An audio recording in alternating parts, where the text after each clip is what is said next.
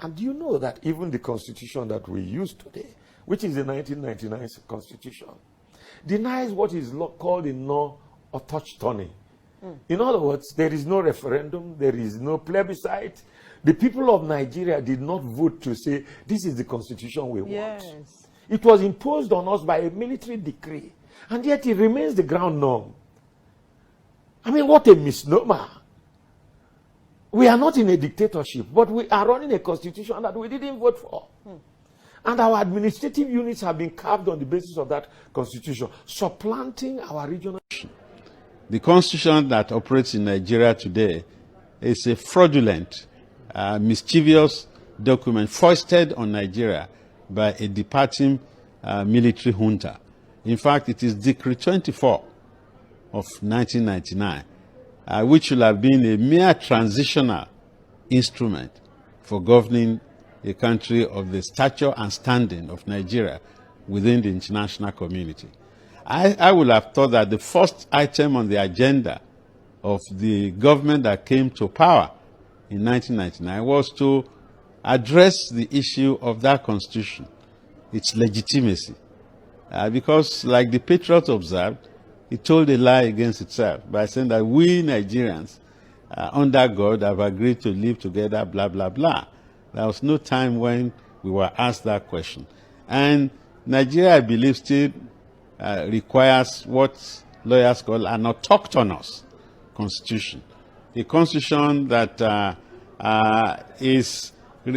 that captures the needs and interests of the Nigerians. A constitution that finds legitimacy in the eyes of the citizens, not one handed down from low and high by a military junta. Our present extant constitution is an imposition of the military. A supreme military council that was not elected by anybody, that did not respect any known parameter in its recruitment except seniority in the army, that was lopsided in terms of its geographical identity of membership, imposed a constitution, enacted it like a legislation. It was not subjected to a plebiscite, it was not subjected to a referendum. In law, you say it's not autochthonous because the people did not agree that the 1999 constitution is their constitution. We didn't vote for its approval. So it's not cognizable in law as a valid constitution. It has been imposed of us by sheer force. And no government has had the courage to subject it to a national plebiscite. And if you do, most Nigerians will say this is not our constitution. We've created local government and states administrative structures that do not obey any known parameter. We've taken away the sovereignty of natural resources from our people and concentrated in an omnibus and amorphous federal government that is characterized by inefficiency over time. Wole Soyinka, as a man of knowledge, has just expressed the fact, unlike individuals that parade themselves as professors of constitutional law and constitutional lawyers, senior advocates, and the rest, who still continue to defend the 1999 constitution as if it doesn't matter the source, it doesn't matter that it's a forged document, by claiming that the people made it and it has been shown that the people didn't make it, in a suit that was filed on behalf of Anthony Naro, Wole Soyinka, Bishop Bonigi, Dokubo Asari, Ralph Wazurike, and a couple of others, Alhaji Yerima Shetima, who just gave that ultimatum. Yeah, he was part of the signatory to the lawsuit that was filed on their behalf by the Secretary General of the Lower Niger Congress. I dare to tell this nation today that this is the problem. This constitution can never give us progress. This constitution can never give us peace. This constitution can never give us unity. And unfortunately, most of us in this National Assembly, we don't have the spine to face what we need to give this republic to have peace and progress. What do I mean? This constitution has 68 items. 68 on the exclusive list. This constitution has only 12 on the concurrent list. And those 12 are written so nebulously, so fraudulently, that you know that the intention is to even undermine those concurrent lists. The formal name of this republic is Federal Republic of Nigeria. Unfortunately, we don't run a federalist system in Nigeria. Otherwise, what is so unique about all those things that are in the exclusive list?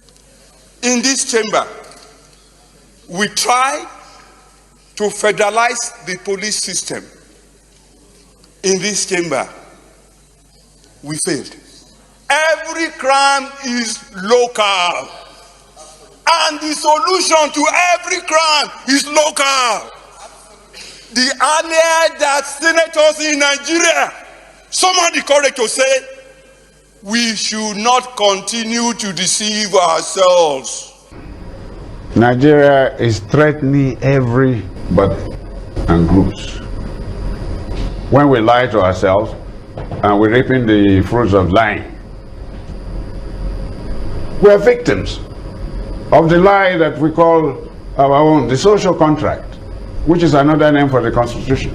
We say we in Nigeria gave this Constitution to ourselves. We didn't. It was imposed.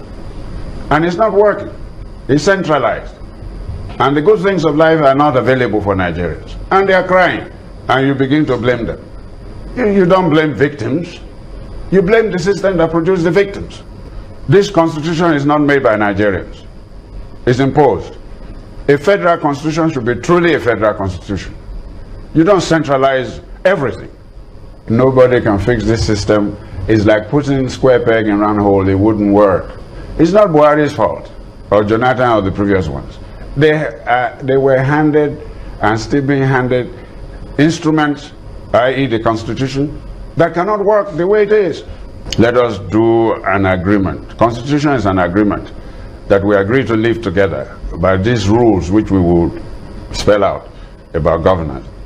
This current one is a fraudulent one, and it's giving us victimhood because we never did it, and they say we did it.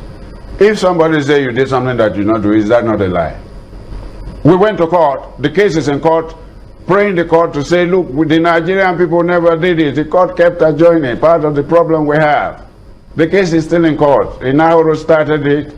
A lot of distinguished men and women up and down this country have their signature there. The case has not been taken. All right, we'll also anchor at that point. Dr. Amos Akingba is in Adeko and Afeni Ferry Chieftain. We appreciate your talking to us this morning. It's my great pleasure.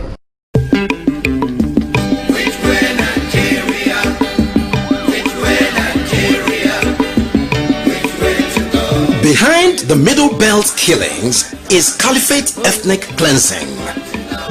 Behind Niger Delta agitation is Caliphate seizure of oil and gas. Behind Biafra and Odua agitation, Caliphate imposed unitary Nigeria. Behind the Caliphate itself is the rogue 1999 Constitution. Elections 2023 is Caliphate push to retain the 1999 fraud. Nigerians, say no to any further election in the country. Let's take down the 1999 Constitution and save our people and our land.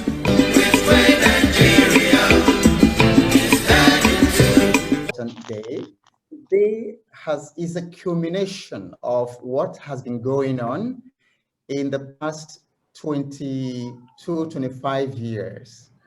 And we just want to apologize that there are a couple of technical hitches here in Nigeria, but that has not, and that cannot deter the destiny of today and what today is. So we just enjoy you to be a little patient, for it is worth it. It is worth it. Everything has gone out to this very day. Okay, so to be very clear, just for those who joined us earlier on, this is not the event of today. The Freedom Park Proclamation clip that we are showing right now is just to give you the background to today's event. The decision taken here on that day is what is being enforced today. Okay, just so that you have the background. Okay, thank you. Of Nigeria. And the history of the colonial beginnings of Nigeria as a British business enterprise is too well known to bear any further repetition, and so it would suffice to remind us that Nigeria was not the consensual project of its constituent component nationalities, and that 4 decades into the Lugadian experiment of 1914, the regional leaders of the forcefully amalgamated territories had no faith whatsoever in the artificial political union into which their peoples had been locked by the British. And so, while Alhaji Ahmadu Bello, as Premier of the Northern Region, lamented the British imposed union as the mistake of 1914, Chief Obafemi Awolowo had dismissed Nigeria as a mere geographical expression. Number 2, recently declassified secret colonial records now affirm and confirm the heavy manipulations by the British to create a lopsided union in which what was packaged as independence in 1916 was, for the southern and middle belt Nigeria, merely a transition from external British colonialism to internal caliphate colonialism, manifesting Nigeria progressively as a British/caliphate joint business venture, holding the South and Middle Belt territories and peoples in servitude.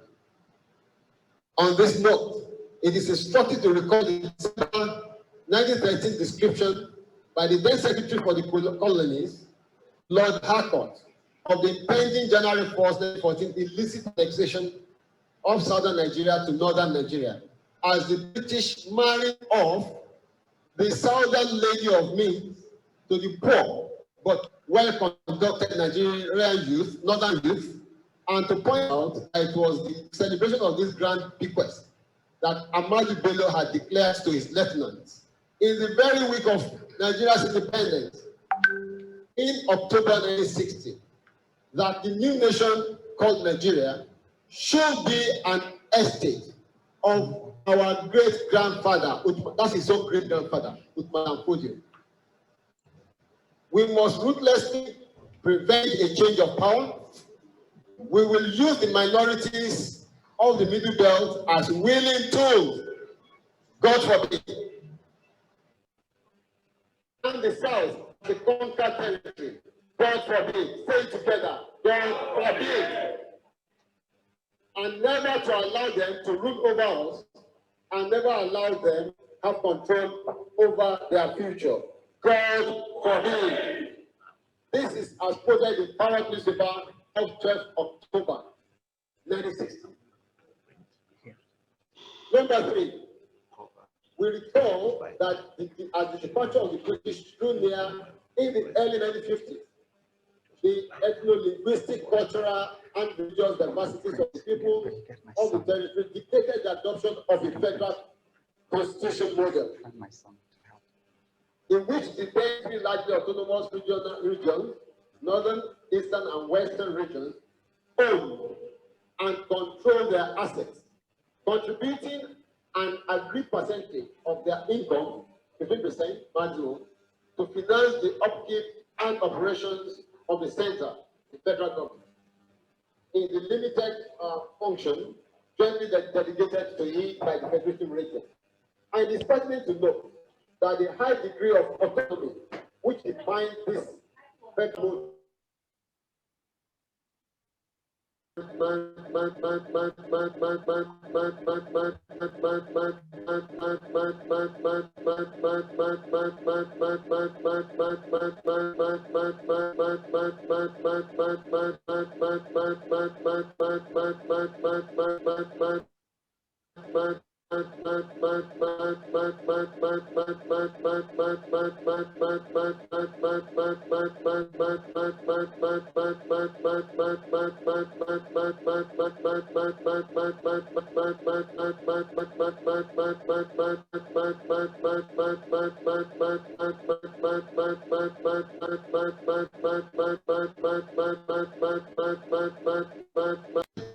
and became the owners of the assets and sovereign rights of the region. Fractured force into 12 states in 1967, and subsequently present at the 6 states, which grovel at the feet of an omnipotent federal government with a 68-item federal executive legislative list that rendered the states completely incapacitated. As far as we are concerned, what happened in 1966 truncated Nigeria. Nigeria, our fathers negotiated in 1959 up to elections, 1960, died in 1966. It is self-evident, number 5, that this inverted federalism is directly responsible for the globally acknowledged failings of Nigeria in all spheres, manifesting in pervasive corruption, infrastructure, gross insecurity, mass poverty, and hopelessness, thrusting Nigeria upon the global podium as the case study of a failed state. It is also self-evident that the many regional additions in Nigeria, whether for resource control, exit from the failed Nigeria Union, or for regional autonomy, or for sovereign national conference, are basically regional responses to Nigeria's inverted and distorted federalism, and therefore raise sovereignty questions that elections cannot answer. That number 6, that from the point of the collapse of the Federative Constitution in 1966, Nigeria ceased to be a federation, and that the unitarist country imposed by a combination of brute force and crime since 1966 has become for the constituent component units and component ethnic nationalities of Nigeria an occupation force operating as an advanced sovereignty in negation and suppression of the collective sovereignties of the said constituent component nationalities, which now feel entrapped in the union of attrition and death that Nigeria has become for their various peoples, especially in the southern and middle belt territories, which had been at the receiving end of the belligerence of a section of Nigeria, as shown on the map behind us, which owe it a duty of faith to kill others as stipulated in Sharia, and which does not believe that all men are born equal, as stipulated in their principle of feudalism. Number 7, the simultaneous imposition of Sharia by the 12 contiguous states of the federal section of the feudal section of northern Nigeria in the year 2000 rendered the already distressed union of Nigeria practically untenable, since Sharia and feudalism are mutually exclusive with democracy and constitutionalism, to which the rest of Nigeria subscribed, and so it became a situation of irreconcilable clash of civilizations, with little prospects of finding any viable, sustainable resolution, as no side can be compelled or persuaded to abandon their worldview.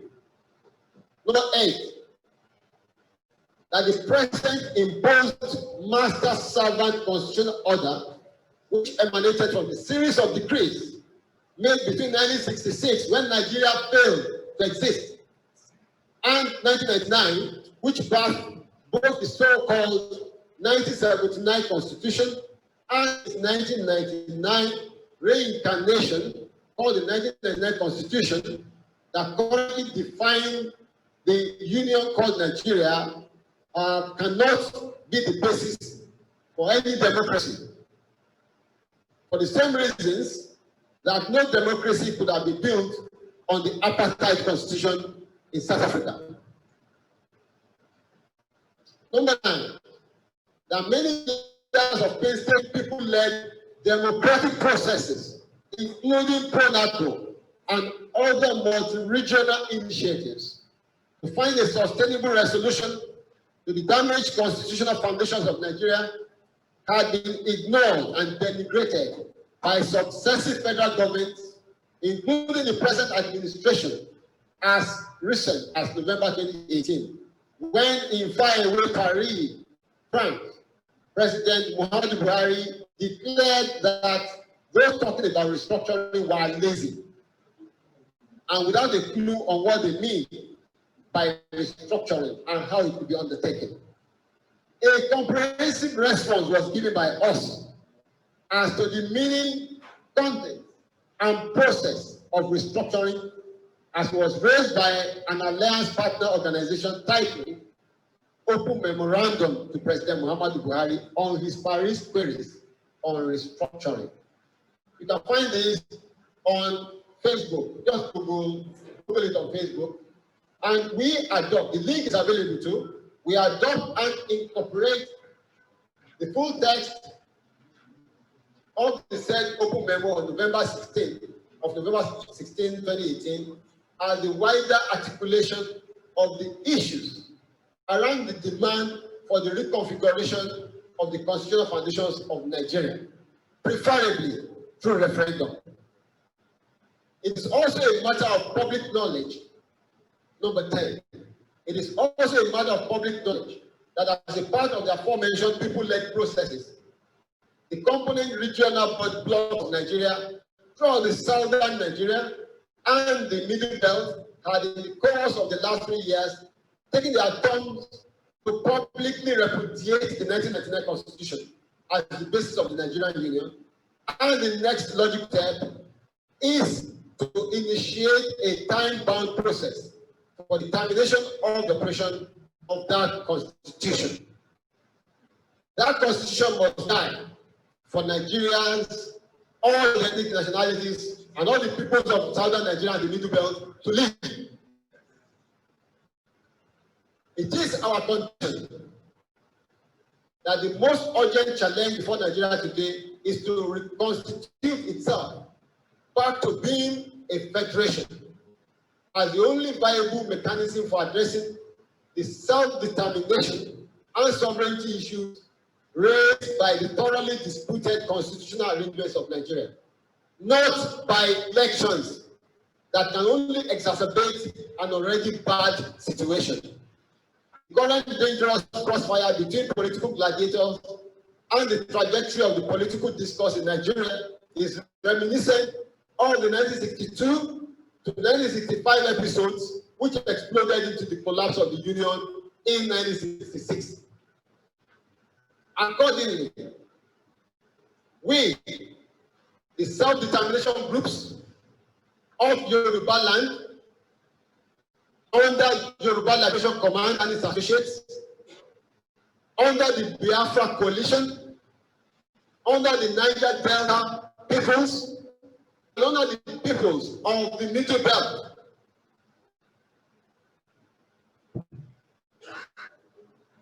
that will constitute itself, Nigeria will constitute itself back to being a federation as the only viable mechanism for addressing the self-determination and sovereignty issues raised by the thoroughly disputed arrangements of Nigeria. Repeat, not by election.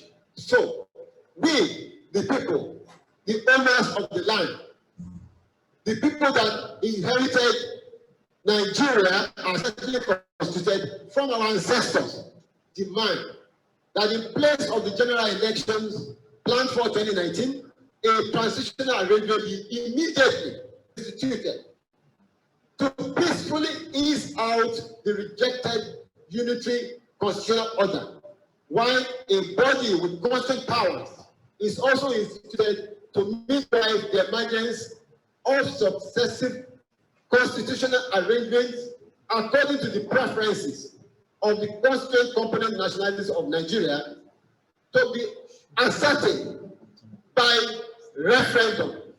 Referendums in the various constituent units that make up present in Nigeria to determine whether or not they want to remain in Nigeria or the word exit.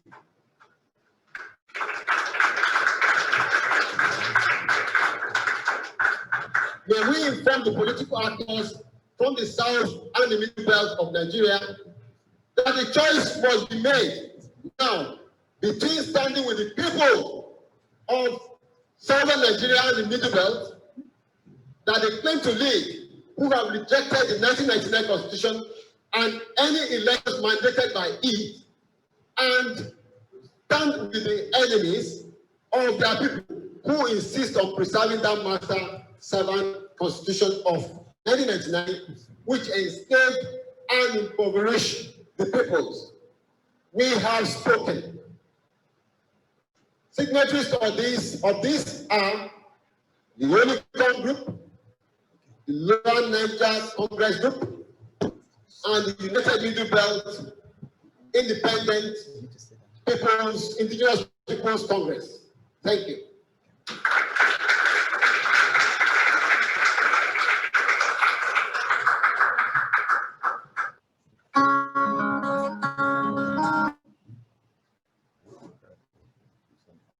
Okay, so thank you all very much. What you just heard was in December 11th of 2018. Then after this proclamation, the Freedom Park Proclamation of December 11, 2018, the president went to France and basically said, well, he heard what we said, that the government didn't know how to do that. So we wrote an open memo to the president and to the government, telling them exactly what is going to happen. And that was in November 16th of 2018. And what you're going to hear now is exactly what we told the president, and it was published in the Guardian newspaper. So in a moment, you will hear what we told the government of the day. And between that time and to do that. So that's why we're here today, to enforce that. So I'm going to invite Otumba Fola Shade to read that memo that the Alliance sent to the government of the day concerning the restructuring and the reforming of the foundation of the country. Thank you. So, Otumba Fola Shade, over to you.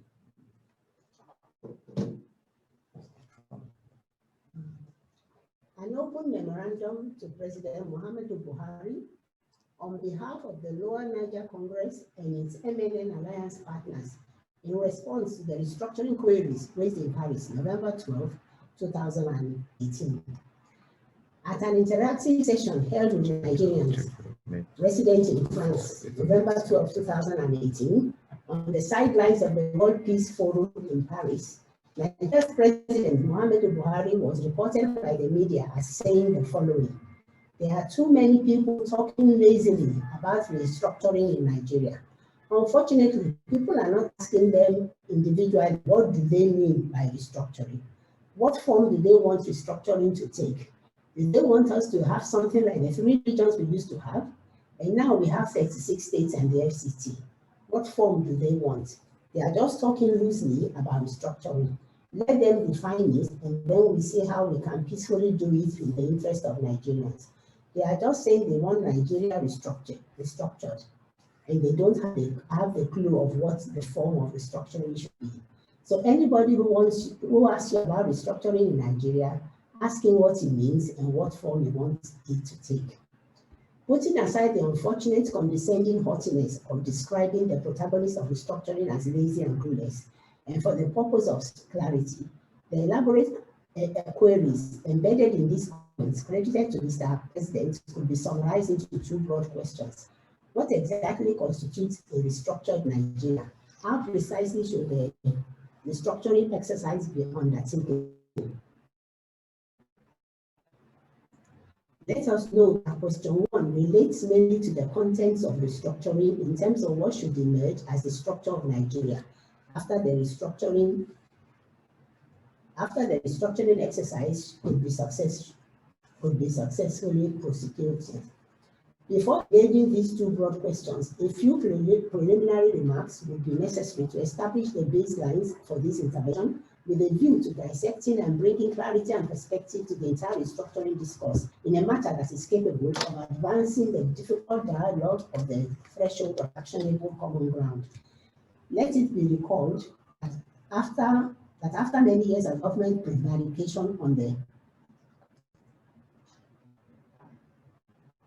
Let it be recalled that after many years of government prevarication on the subject of appropriate constitutional arrangements for Nigeria, a critical mass of thought leaders who had a thorough grasp of what the real issue of the sick Nigerian state are and what potent remediation options are available to cure for its cure, came together from across the ethnic and geopolitical divides in Nigeria, including some of your contemporaries in the Nigerian military, and took upon themselves the daunting task of mobilizing the peoples of Nigeria towards a consensus that would generate more workable and more acceptable constitutional arrangements for Nigeria in place of the unworkable unitary constitutional order that was unilaterally fostered by military fiat between 1966 and 1999 on a Nigeria that was designed to be a federation.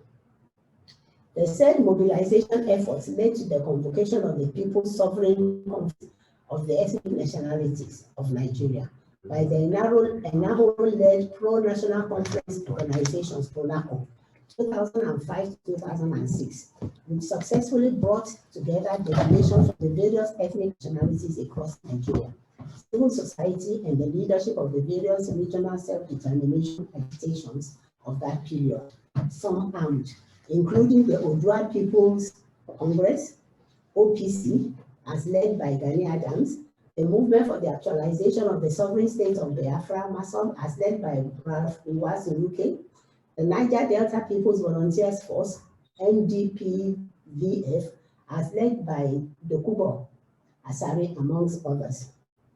The conference, after almost 2 years of exhaustive deliberations in an unfettered atmosphere, successfully produced the draft People's Constitution in August 2006, anchored on the regional drafts of the various regional delegations within the self-determination rights of the nationalities, being the constituent components of the distressed Nigerian Federation. The processes that produced the said draft People's Constitution had and still have the potential to peacefully guide Nigeria's return to its federal basis, and the federal government of that time engaged with the processes. Former President Obasanjo had actually declared that we were committing treason for convening a sovereign conference of the peoples of Nigeria. Having been a part of the wider spectrum of leading political actors from northern Nigeria involved by way of consultation in the PRONACO process, Mr. President,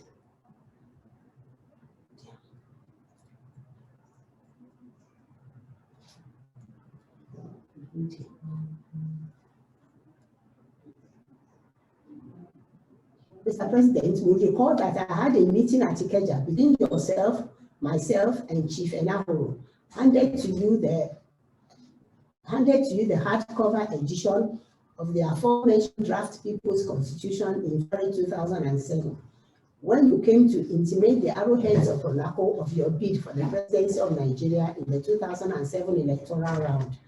If there be any need for reminders on the events, 2005 to 2006, as outlined here, Mr. President, I have no doubt that your current APC compatriots, Bola Ahmed Tinubu, then Governor of Lagos State, Babatunde Fashola, then Chief of Staff to Governor Tinubu, and Emi Osinbajo, then Attorney General of Lagos State, will readily be available to refresh your memory. Report that post-PRONACO, the arrowheads of PRONACO, including Chief Anthony Enahoro, and Professor Wole Soyinka and Jim Chukwuemeka Edumegu Ojukwu, amongst other plaintiffs, had, under the aegis of the implementation phase, called the Movement for New Nigeria, MNN, and in furtherance of the NACO consensus, instituted suits between 2007 and 2009 at both the Lagos and Abuja divisions of the High Court, challenging the legitimacy of the 1999 Constitution on the grounds of fraud and forgery, seeking the termination of its operation and the immediate initiation of a transitioning that would distill the successor constitutional arrangements, just as South Africa had to do to ease itself out of the obnoxious apartheid constitutional order between 1990 and 1994, under the leadership of courageous President Frederick W. de Klerk. Other implementation steps followed when by the MNN Lagos Declaration of June 30, 2011, the MNN Alliance partner organizations jointly repudiated the 1999 Constitution as the basis of Nigeria and mandated the said regional partner organizations to help galvanize the various peoples of Nigeria into regional constitution-making processes ahead of the inevitable constitutional reconfiguration of Nigeria restructuring. Those regional processes have since advanced the constitution-making task and have, between 2015 and 2018, yielded formal regional proclamations across the southern and middle belt territories of Nigeria, repudiating on behalf of the peoples of each regional bloc the 1999 Constitution as a basis of the Federation of Nigeria, and respectively declaring their desires to explore other available options for the future of their various peoples within the context of their universal right to self-determination. Since Nigeria had for over 15 years, from Aburi of 1967, refused to address the self-determination questions arising from the grave constitutional of its constituent components. This review of recent and ongoing actions and exchanges amongst the peoples of Nigeria on the subject of restructuring is to assure Mr. President that there is a body of knowledge and know-how which the distressed Federation of Nigeria can immediately leverage to salvage itself from the free fall and debilitation it now finds itself in as a viable political union, and that contrary to Mr. President's charge that the proponents of restructuring are lazy and clueless, it is the federal government of Nigeria that has been mystifying and obfuscating the straightforward subject of returning Nigeria to its federal basis, and presenting itself as frightened and confused every time the word restructuring is mentioned, with many failed attempts by federal governments to short-circuit the requisite processes by way of the Unitary Style National Conference in 1994, 2005, and 2014. Here is a further historical background for the answers we are providing to questions 1 and 2 as crafted. A federation is a union of constitutions, and Nigeria became one country at independence in 1960, when the three regions of the time, northern, eastern, and western regions, which already had their own constitutions laid out between 1957 and 59, met, negotiated, and agreed to federate themselves into one political union at the Lancaster House Conferences of 1959. The crux of this agreement and the federation model it produced was the high degree of autonomy it guaranteed for the federating regions, in which each region owned and controlled its assets, contributing an agreed percentage of its income, 15%, for the upkeep of the center, federal government, to finance the limited functions generally delegated to the center by the regions, meaning that the center was a creation of the regions to service specified collective needs. It will be recalled that when in 1953, Anthony Anaho moved the first motion for independence, the northern delegates opposed, blocked, and defeated the motion.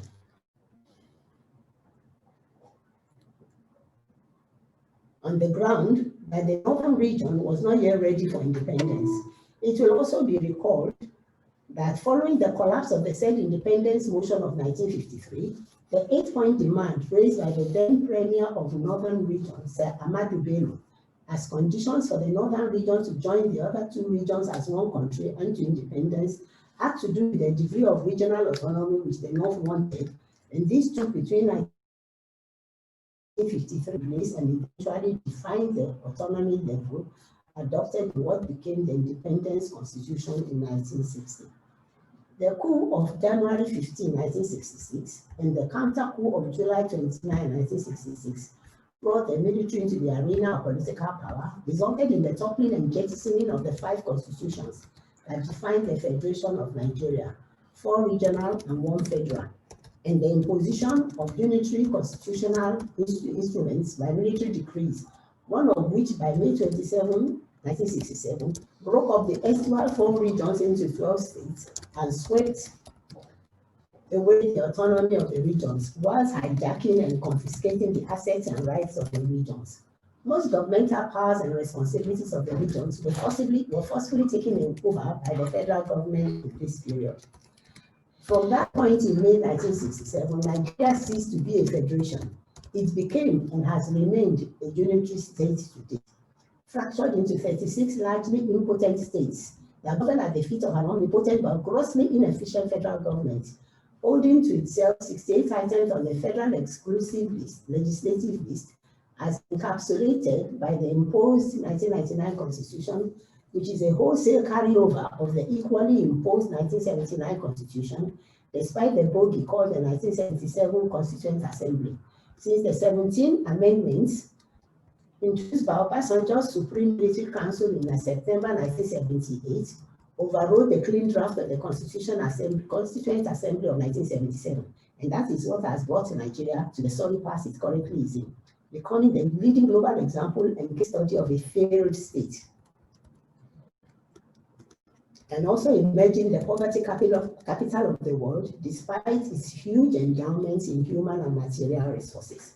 Mr. President, sir, these failures of Nigeria, characterized by gross insecurity, pervasive corruption, and infrastructural decay, are the direct consequences of the aforementioned distortions of Nigeria's federal constitutional arrangements since 1966, now fueling the trenchant demands for restructuring and outright exit from what has become a union of attrition for the vast majority of frustrated citizens and the peoples of the constituent components of Nigeria, who now feel entrapped in an unworkable imposed union and framed by a constitution, the authorship of which is falsely credited to them in the preambular text, which pretend we, the people, enacted our own damnation.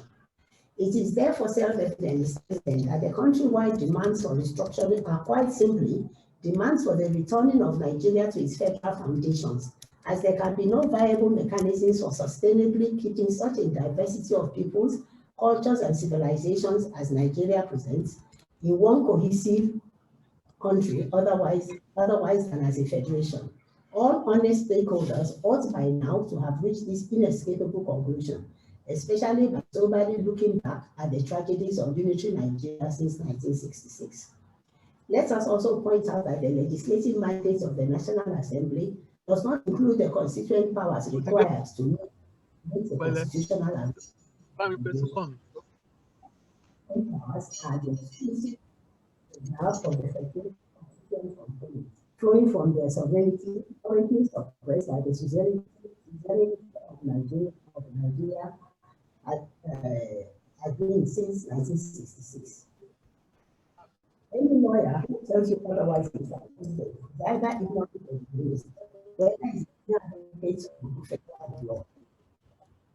Having outlined these backgrounds, we will now proceed to correct the specific account. What exactly is one of all is Nigeria in terms of context of outcome is that the structure of Nigeria that will remain.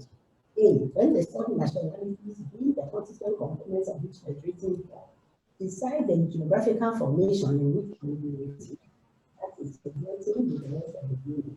Often says that being internal must guarantee internal cohesion in the world, within the context of the universal rights of each sub-nationality of determination. When the federating blocs decide blocks, governmental responsibilities that they will see to the federal government, what they keep exclusive to themselves and what they may concurrently undertake with the federal government, with all three residual powers, that is, anything not listed under any of their four main three categories, reserved for federating units. Referendums are plebiscites are deployed as ratification mechanisms as appropriate at each stage, in keeping with and in a manner consistent with the imperatives of self-determination for each sub-nationality. The number of federating units will also have to be a function of the consultations agreement of the sub-nationalities in stage 1 of the two-stage process outlined in question 2 below, and not by the kind of whimsical dictates that brought Nigeria to its current 36-state quagmire. How precisely should the restructuring be undertaken? Guided by the fact that a federation is a union of constitutions, and looking back at what truncated the basis of Nigerian federation, the logic of the situation dictates a two-stage process undertaken in a certain sequence. Stage 1 would be to distill the regional constitutions of the proposed federating units as outlined under question 1, that would federate in the second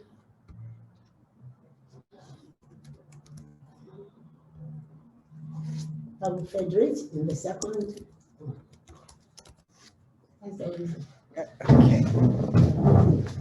So to read this side. Okay. Okay. Okay. As was done, sir. In the second, as was done by the three regions between 1957 and 1959, ahead of the Lancaster House conferences of 1959. Stage 2 would be for the proposed federating units already armed with their respective regional constitutions as distilled from stage 1 to meet, negotiate, and agree on the terms of federating themselves into one political union, as was done in the Lancaster House conferences. Referendums and ratifications are to be deployed as ratification mechanism as appropriate at each stage, in keeping with and in manner consistent with the imperatives of self-determination for each of the sub-nationalities. May we point out, Mr. President, that it was the failure of all the governments of Nigeria since 1970 to abide by this simple logic of a federation that is responsible for the failure of all attempts to revoke the constitutional arrangements of Nigeria, starting with the Constituent Assembly of 1977 to all the national conferences of 1999, 2005, and 2014. So anything short of this two-stage process is bound to fail yet again, no matter how well intentioned the conveners may be. Now that we know in broad outlines what restructuring means, Mr. President, now that we know in broad outline what restructuring means, Mr. President may be asking, but how do we begin? From where we are now, especially with the 2000 elections so near? The best guide on how to proceed from where Nigeria is right now is to look at how South Africa eased itself out of the quagmire of the apartheid constitutional order between 1990 and 1994, under the courageous leadership of President de Klerk, when the apartheid era South Africa arrived at the very situation Nigeria has now arrived at under the imposed master servant 1999 constitution that has been repudiated and rejected countrywide, but to which a tiny band of political merchants across Nigeria holds tenaciously for huge, humongous personal and group benefits. Even the people, the country, and the society sink deeper into misery, decay, and retention. The government of South Africa saved and began the healing of their dying country by telling itself the truth in 1990, namely that the apartheid constitutional order could not carry the South African society further, and therefore it announced a definitive plan to terminate the operations of the apartheid constitution and immediately set in motion the transitioning process called CODESA, which midwife the process birthed the wholesale replacement of the repudiated apartheid constitution, which birthed the wholesale replacement of the repudiated apartheid constitution. Nigeria is in that station at this time that requires this turnkey constitutional re-engineering, reconfiguration, and reconstruction, which has acquired the street name of restructuring. Mr. President, Nigeria is very sick, and we present this memorandum to you as concerned statesmen who have taken the trouble to fully diagnose the actual ailment of the sick Nigeria and to locate the most important prescription of that ailment and now invite your government and other stakeholders to commence the emergency treatment to the life-threatening illness of Nigeria over and above the ineffective palliatives that partisan politics have offered the Nigerian Union for over 50 years now, including elections that only throw up new drivers to steer the vehicle with a knocked engine, which Unity Nigeria has been since the 1966 collapse of its federal foundations. Whether we admit or not, Nigeria is now a thoroughly disputed project site, and further construction is not only a monumental waste, but makes a peaceful resolution much more difficult and much more costly. We were encouraged to raise this memorandum to you by the part of your comment in Paris, in which you stated concerning the restructuring demand. Let them define it, and then we see how we can peacefully do it in the interest of Nigerians. This is a much better tone and language than the previous dismissive and unnecessarily combative disposition of Mr. President to the demand for restructuring. We have defined it.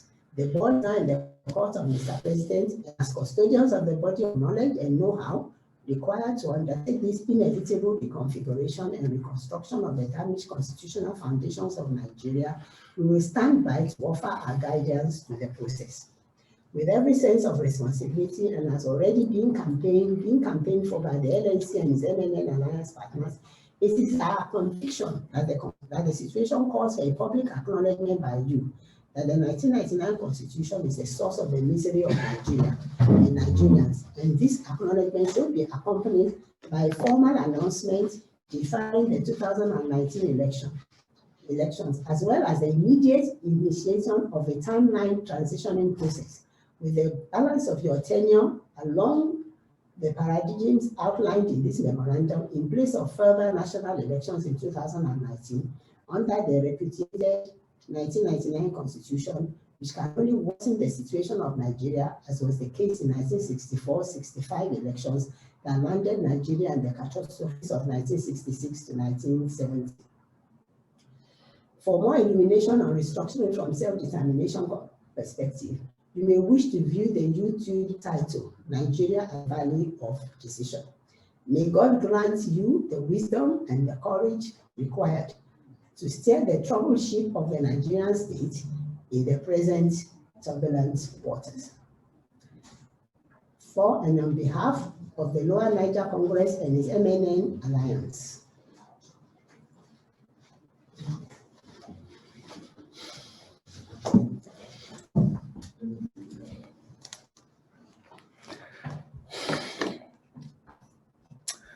Okay, so thank you very much, Otumba Olukoya. As I have indicated in the chat, next up, we're going to scroll through your screen, the lead signatories for today's very important proclamation, the force majeure. And also to say that these are just the lead signatory. There are over 20 million other signatories that we are hoping to process, to forward to the United Nations to do the needful. And we are also very excited that most of the signatories are right here on this call. So immediately after we finish scrolling the signatories, we will go ahead and make the proclamation.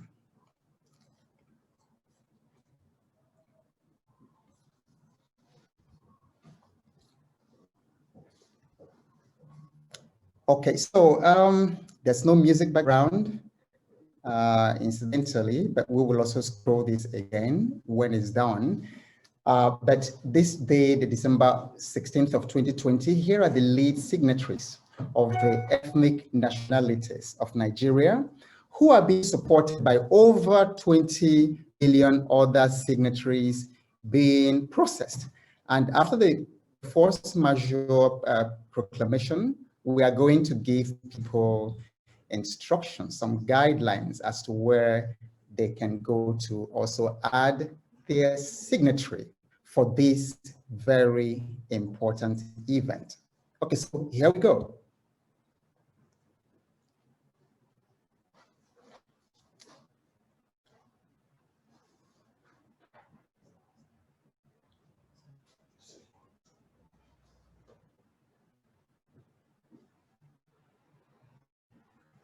So as you can see, these are very key individuals and the people, the core representatives of the people of the ethnic nations in Nigeria. These are people whom the ethnic nations themselves have,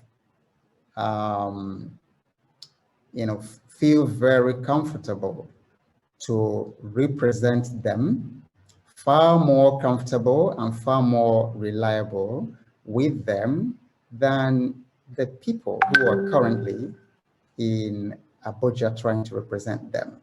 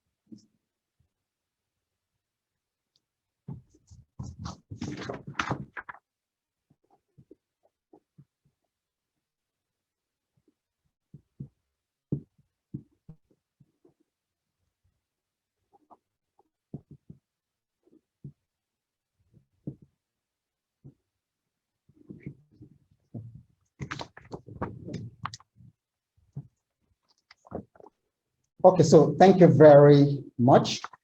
All right, so I want to observe that the network is compromised where Professor Akintoye, who is actually billed or who was billed to read the proclamation, where he is, the network is compromised, and we have done quite some bits to try to make it happen over the past couple of hours. And it looks like that is not happening at this time. But however, Professor Akintoye, the lead signatory for today's proclamation, is on the call. And then all the other signatories, the lead signatories, are also represented. So as a result, because what must happen, because the spirit is already here.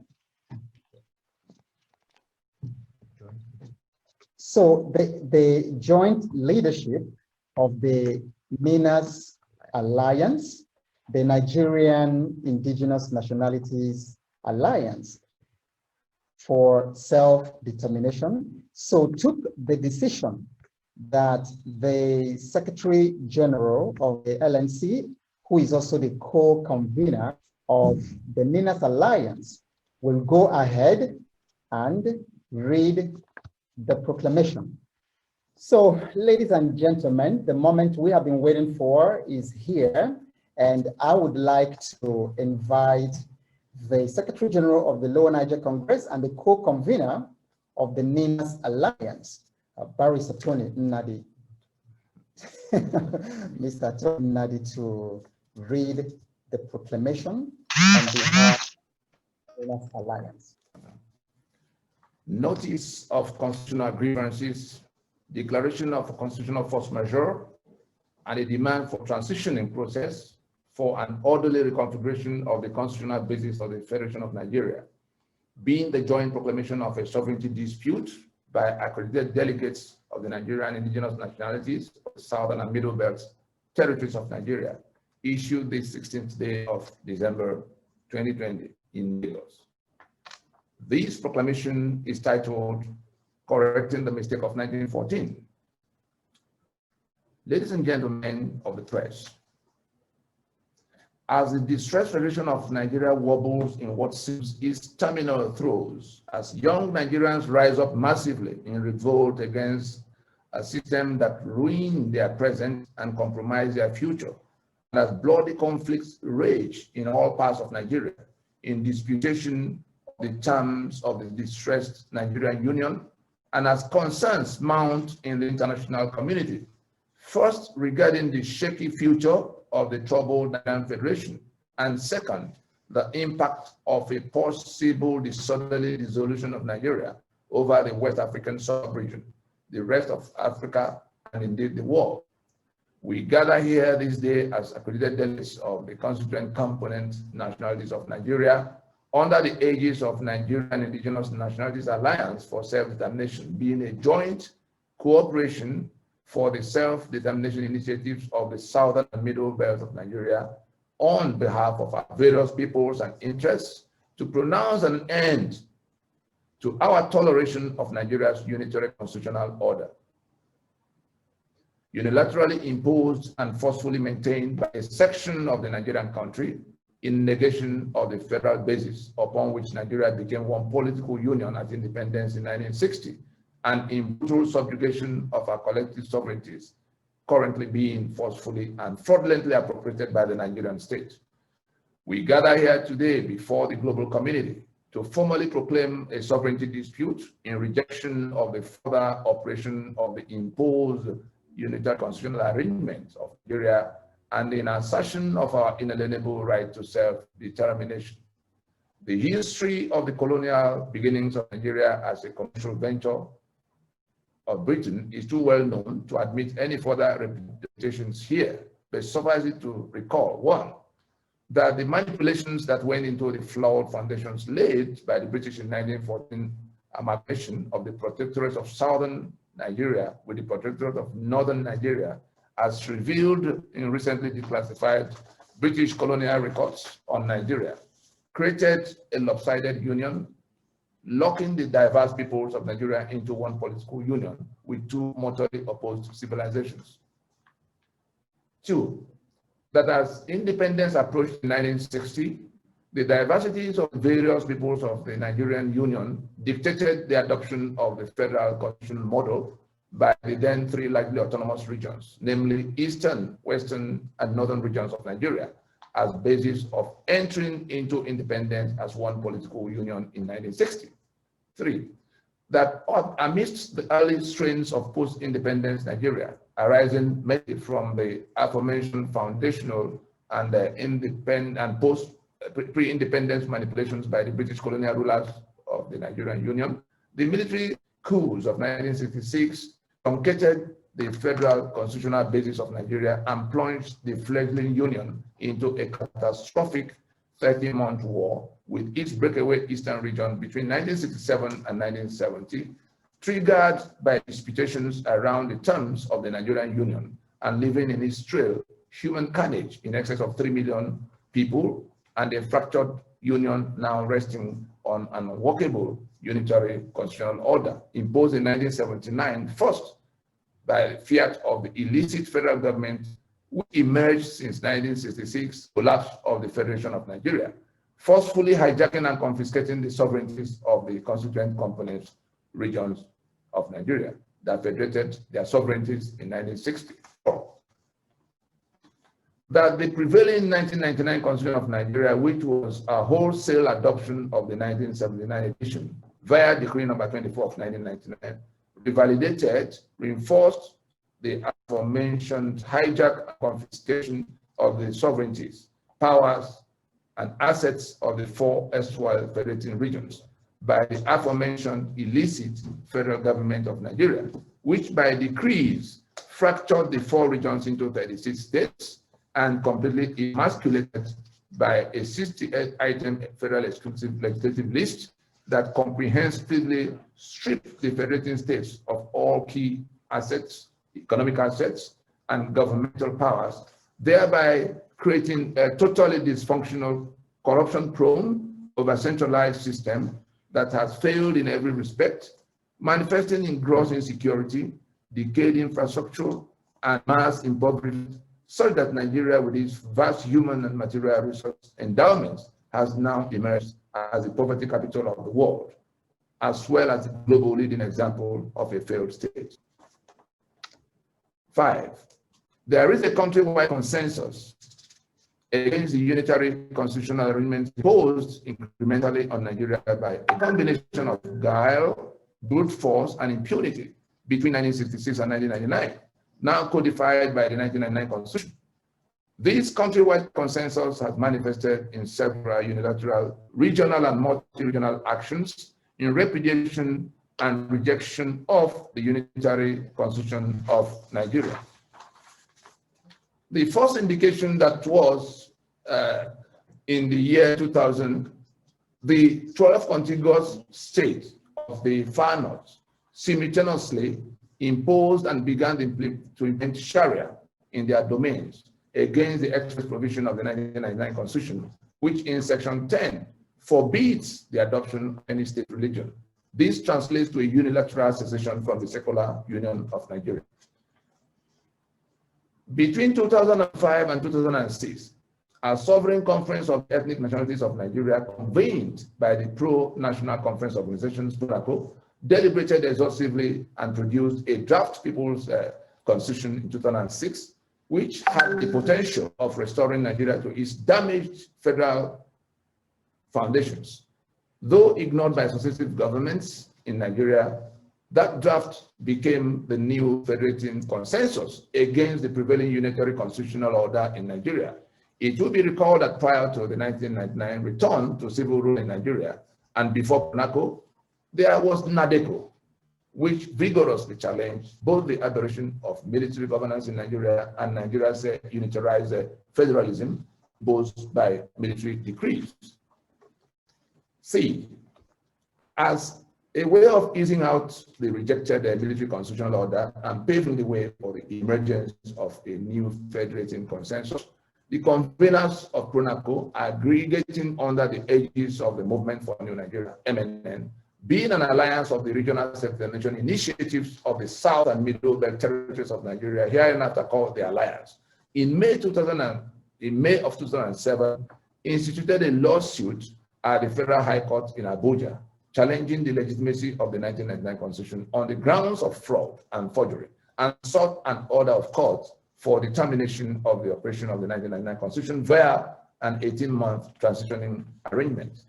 D, the MNN Alliance, by its MNN Lagos Declaration of June 30, 2011, jointly repudiated the 1999 Constitution as the basis of the Nigerian Federation and mandated the alliance blocks to distill their various regional charters and constitutional drafts in readiness for the inevitable fundamental reconfiguration of the distressed Nigerian Federation to be ratified by referendums and plebiscites. We hereby adopt and incorporate the said MNN Lagos Declaration of June 30, 2011 in support of this proclamation. E.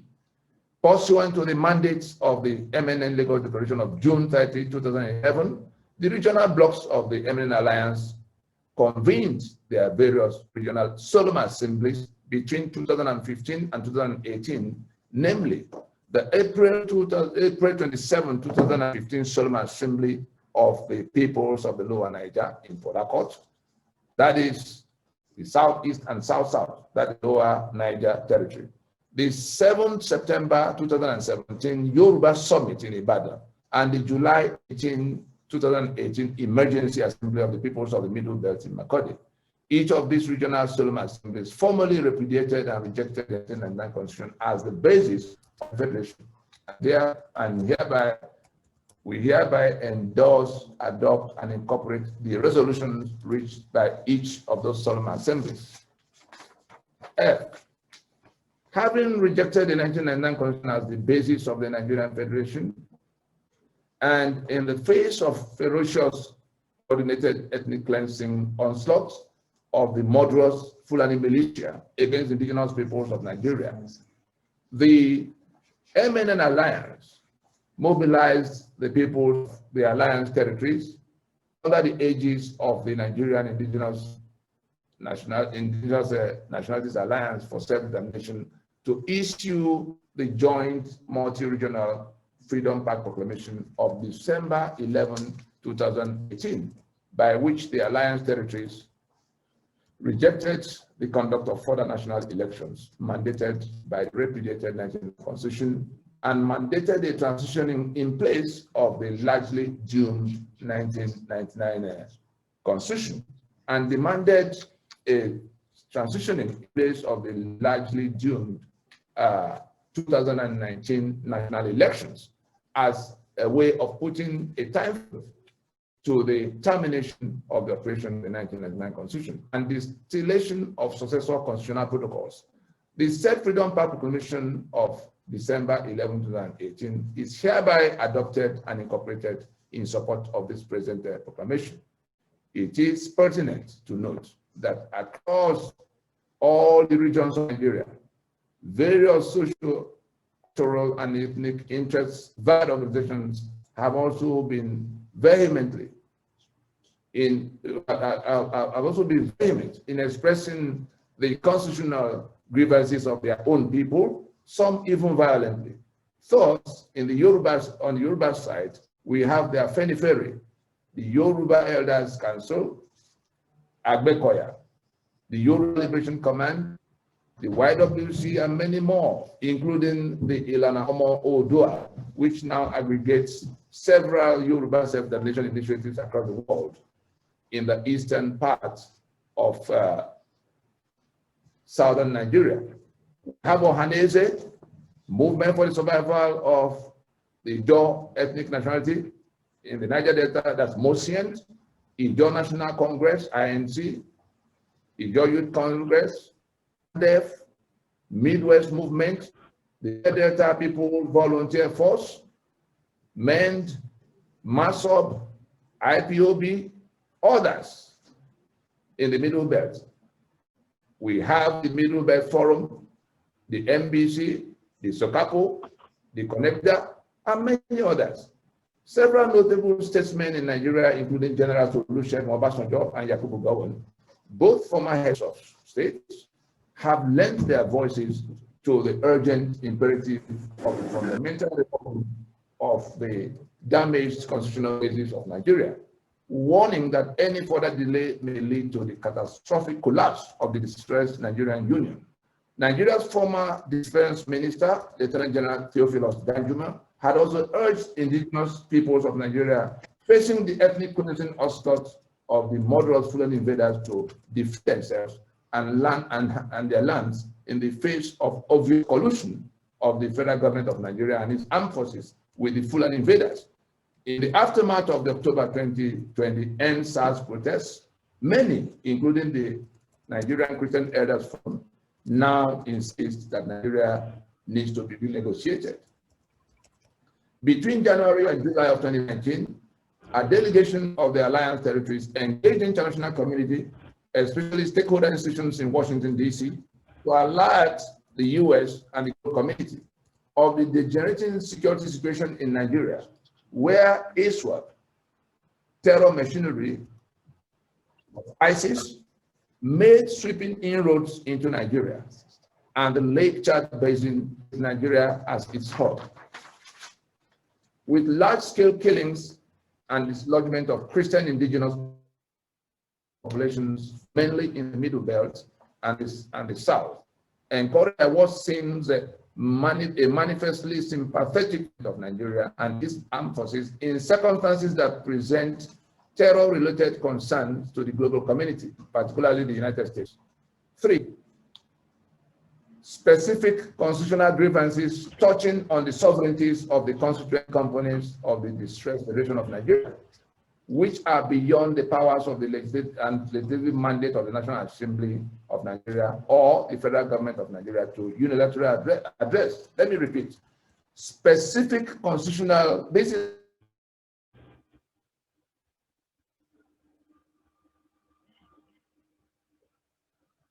touching on the sovereignties of the constituent components of the distressed Federation of Nigeria, which are beyond the powers and legislative mandate of the National Assembly of Nigeria or the federal government of Nigeria to unilaterally address. We continue with the specific constitutional grievances.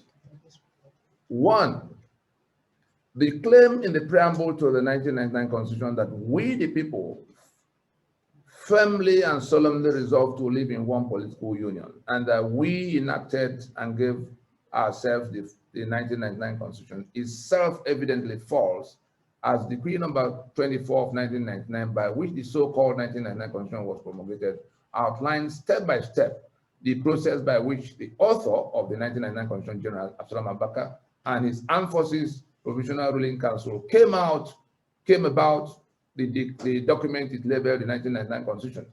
This is a criminal usurpation of the sovereignties of the constituent components, whose exclusive right it is to make for themselves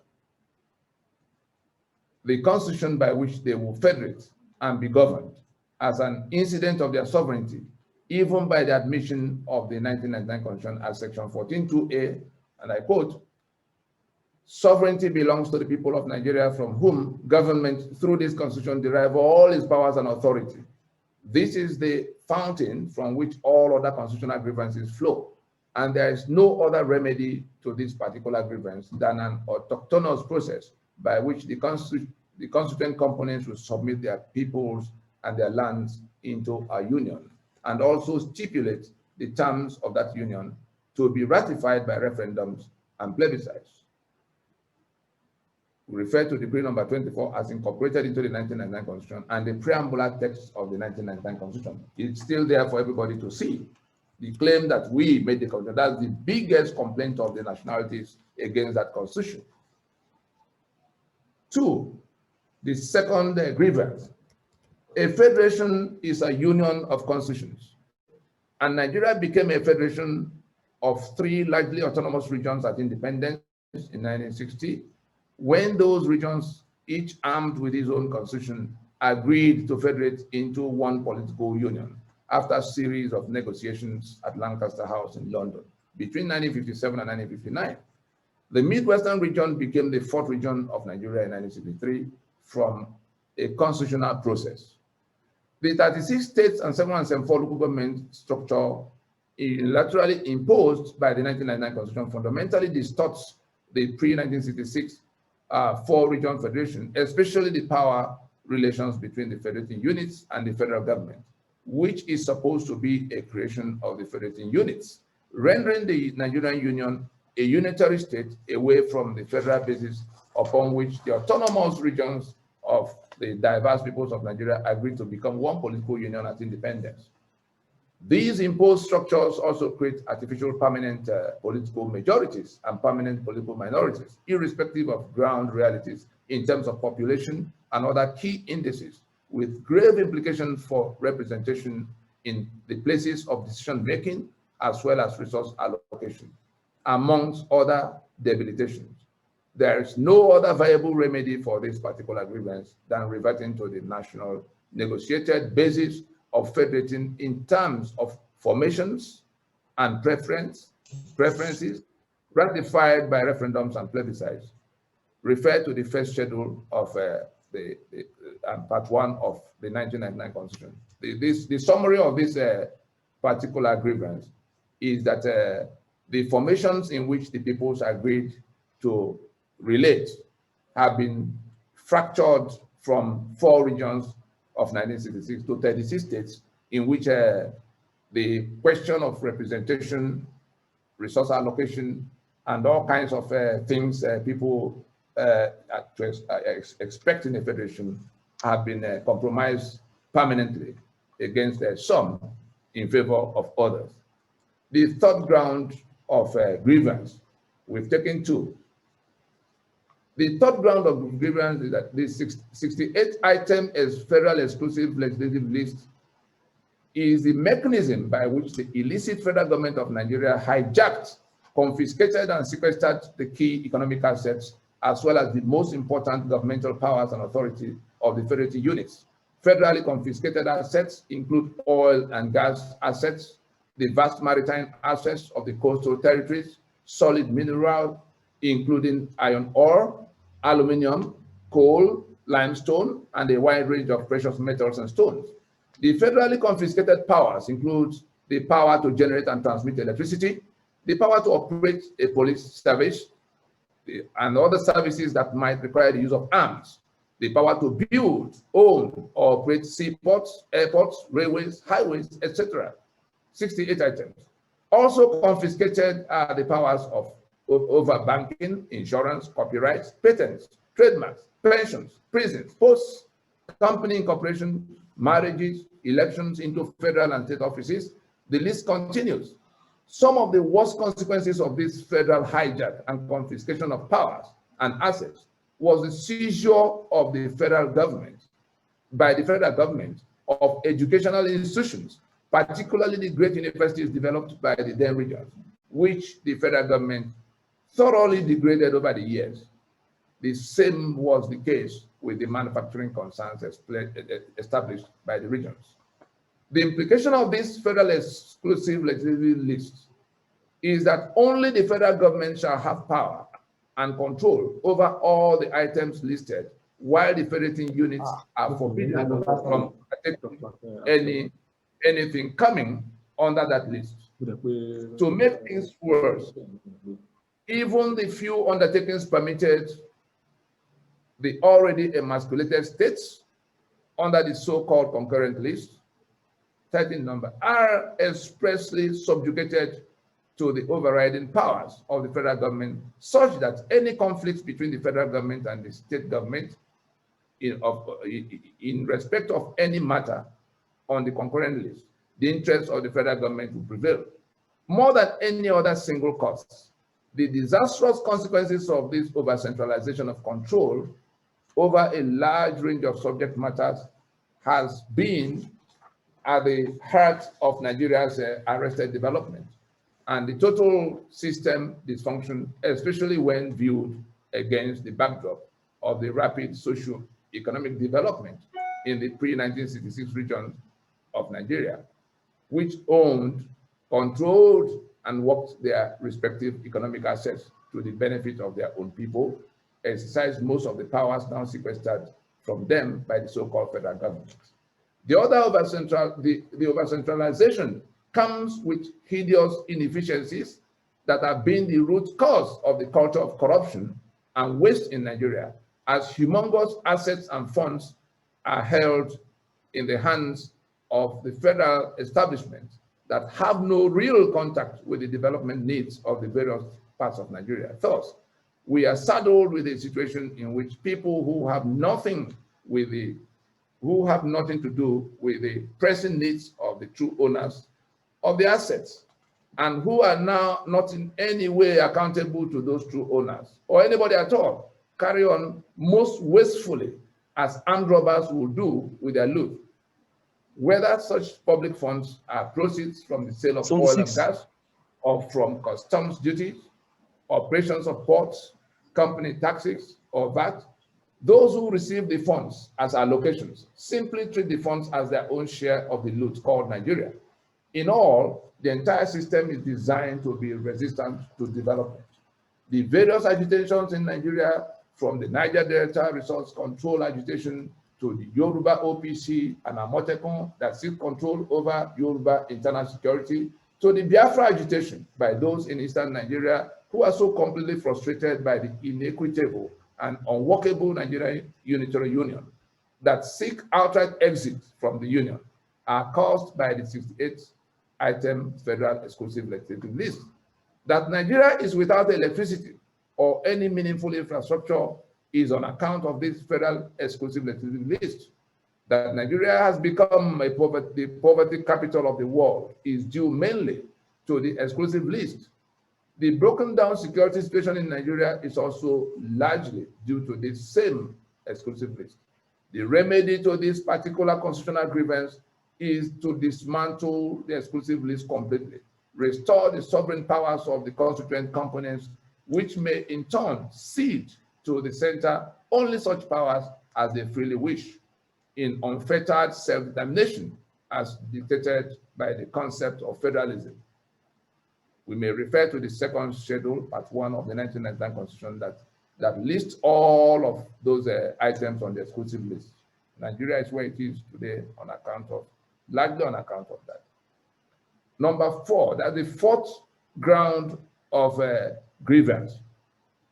Aggravation of existing constitutional grievances and extraordinary urgency for remedial action.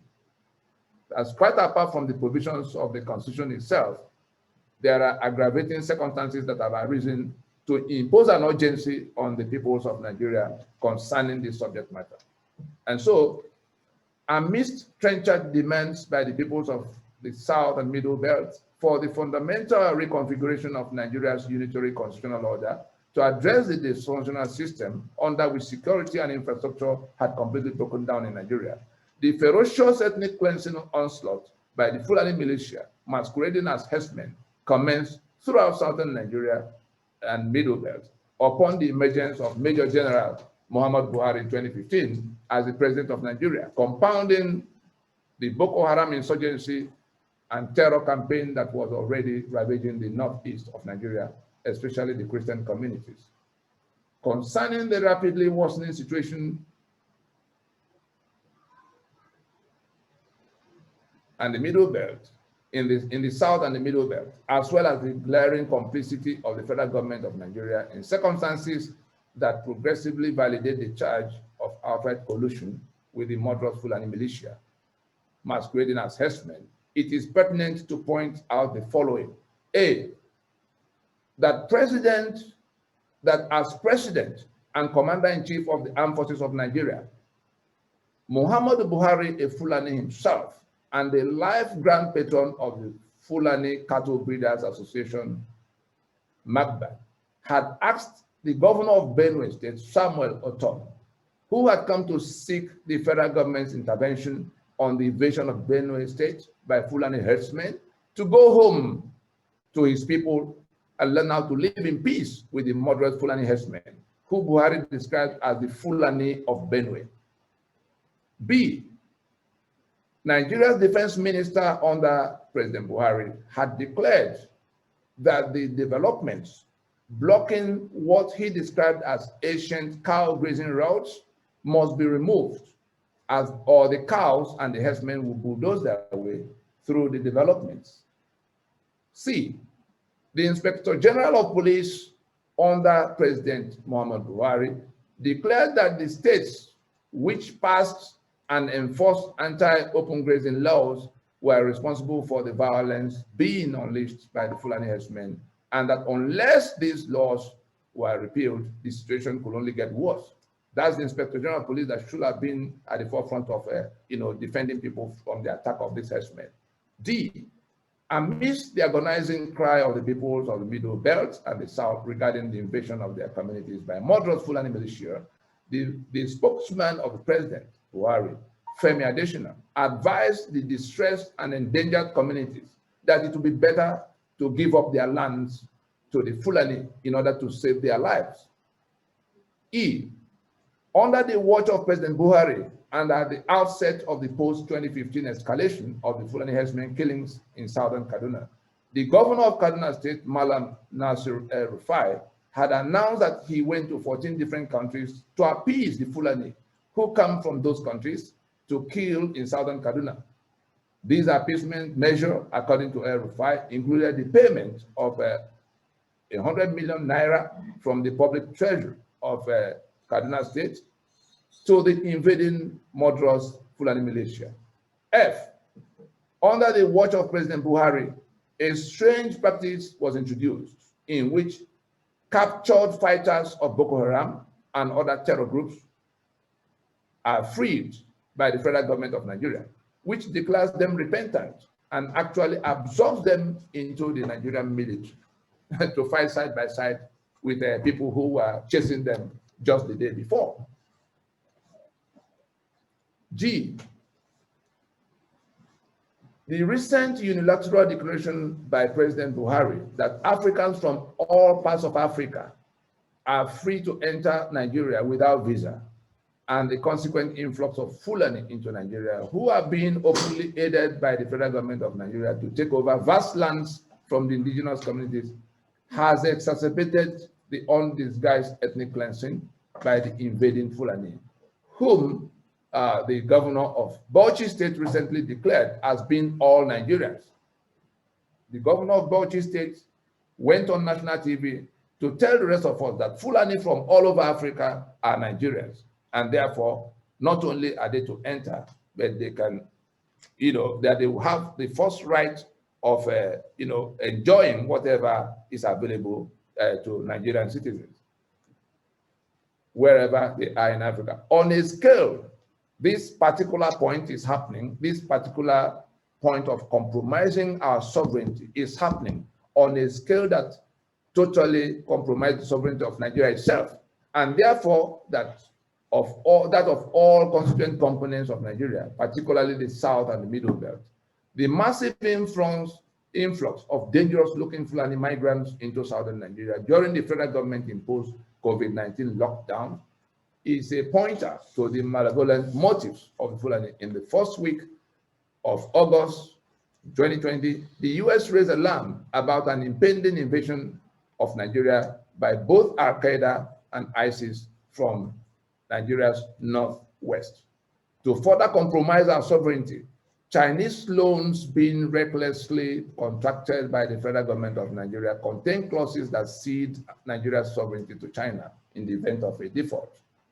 Reckoning aggravations A to G above, the peoples of South and Middle Belt of Nigeria are now in the horrific realization and apprehension that the Fulani-controlled federal government of Nigeria, under the superintendence of the Fulani President, Muhammad Buhari, could actually be behind the well-orchestrated ethnic cleansing campaign being unleashed against the indigenous nationalities of Nigeria by the Fulani invading Nigeria from all sides. In the face of the Sharia embraced by our compatriots in the far north of Nigeria, in a supposedly secular federation, the clear existential threat to the peoples of southern and middle belt Nigeria, represented by the aforementioned jihad-style Fulani militia onslaught, brings a new urgency to the grave constitutional grievance that has been consistently raised by the peoples of the southern and middle belt Nigeria in course of the last 5 decades, bordering on the sovereignties of the constituent components of Nigeria, which has now been completely hijacked, suppressed, and subjugated by the illicit federal government of Nigeria, which has become a suzerain power controlled exclusively by the Fulani. We can see the map that shows what we're talking about. The stretch in yellowish color are the 12 contiguous states of the far north that simultaneously adopted Sharia in year 2000. They are contiguous and they acted simultaneous in year 2000. And then we see the other part, white, the eastern half of southern Nigeria, that's the lower Niger, the western half, and the middle belt, which is the white portion on this map is the alliance territory, rejecting the Sharia and rejecting unitarism and feudalism. We continue. In the face of the Sharia embraced by our compatriots in the far north of Nigeria in a supposedly secular federation, the clear existential threat to the jihad-style Fulani militia onslaught brings a new urgency. Accordingly,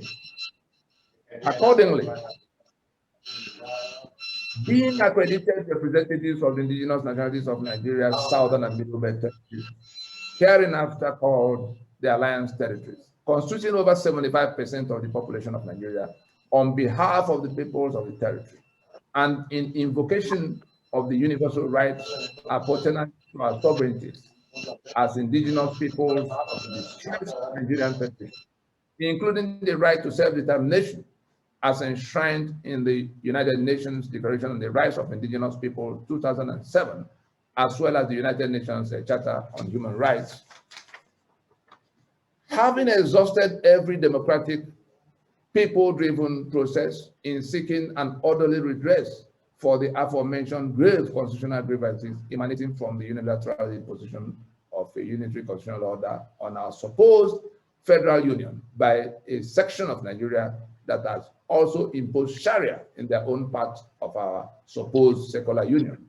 And now, in circumstances that has become an extraordinary emergency for our people, being confronted by the clear and present danger of extermination in the hands of our supposed compatriots in the Union of Nigeria, who are pursuing an ethnic cleansing campaign against the indigenous nationalities of Nigeria, hereby declare a sovereignty dispute with the Federation of Nigeria as represented by the federal government of Nigeria on account of our repudiation and rejection of the imposed 1999 Constitution of Nigeria, whose authorship was fraudulently imputed to us by the preamble to that Constitution in its first claim that we, the people, made, enacted, and gave to ourselves the said 1999 Constitution, with a further lie in that preamble that we had firmly and solemnly resolved to submit as our peoples and our lands into the Union of Nigeria.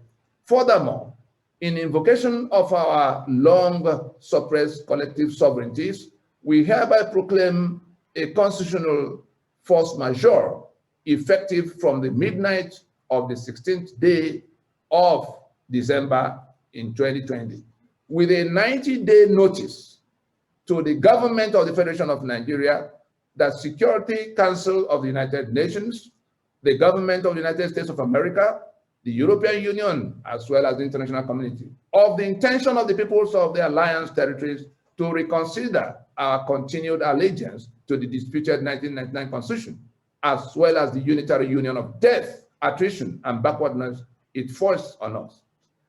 For the sake of peace and to avoid anarchy, it is our demand that in the 90-day period of this notice, the following specific actions must be undertaken by the federal government of Nigeria to firmly set in motion an irreversible process by which the aforementioned grave constitutional grievances will be addressed. A formal announcement by the federal government of Nigeria acknowledging the constitutional grievances and sovereignty dispute now declared by the peoples of South and Middle Belt of Nigeria. B, a formal commitment by the federal government of Nigeria to the wholesale decommissioning and jettisoning of the 1999 Constitution as the basis of the Federation of Nigeria, as was done by the government of apartheid-era South Africa in 1990, to commence the process by which the apartheid constitution of the then South Africa was eased out. C, a formal announcement by the federal government of Nigeria suspending further general elections under the disputed 1999 Constitution, since the winners of such elections will swear to and govern by that Constitution. D, a formal initiation of a time-bound transitioning process to midwife the emergence of fresh constitutional protocols by a two-stage process in which the constituent regional blocks will, at the first stage, distill and ratify their various constitutions by referendum and plebiscite, and in the second stage, negotiate the terms of federating afresh as may be dictated by the outcomes of referendum and plebiscites. E, a formal invitation to the peoples of the South and Middle Belt of Nigeria to work out and in place a transitional authority by which shall specify the modalities for the transitioning.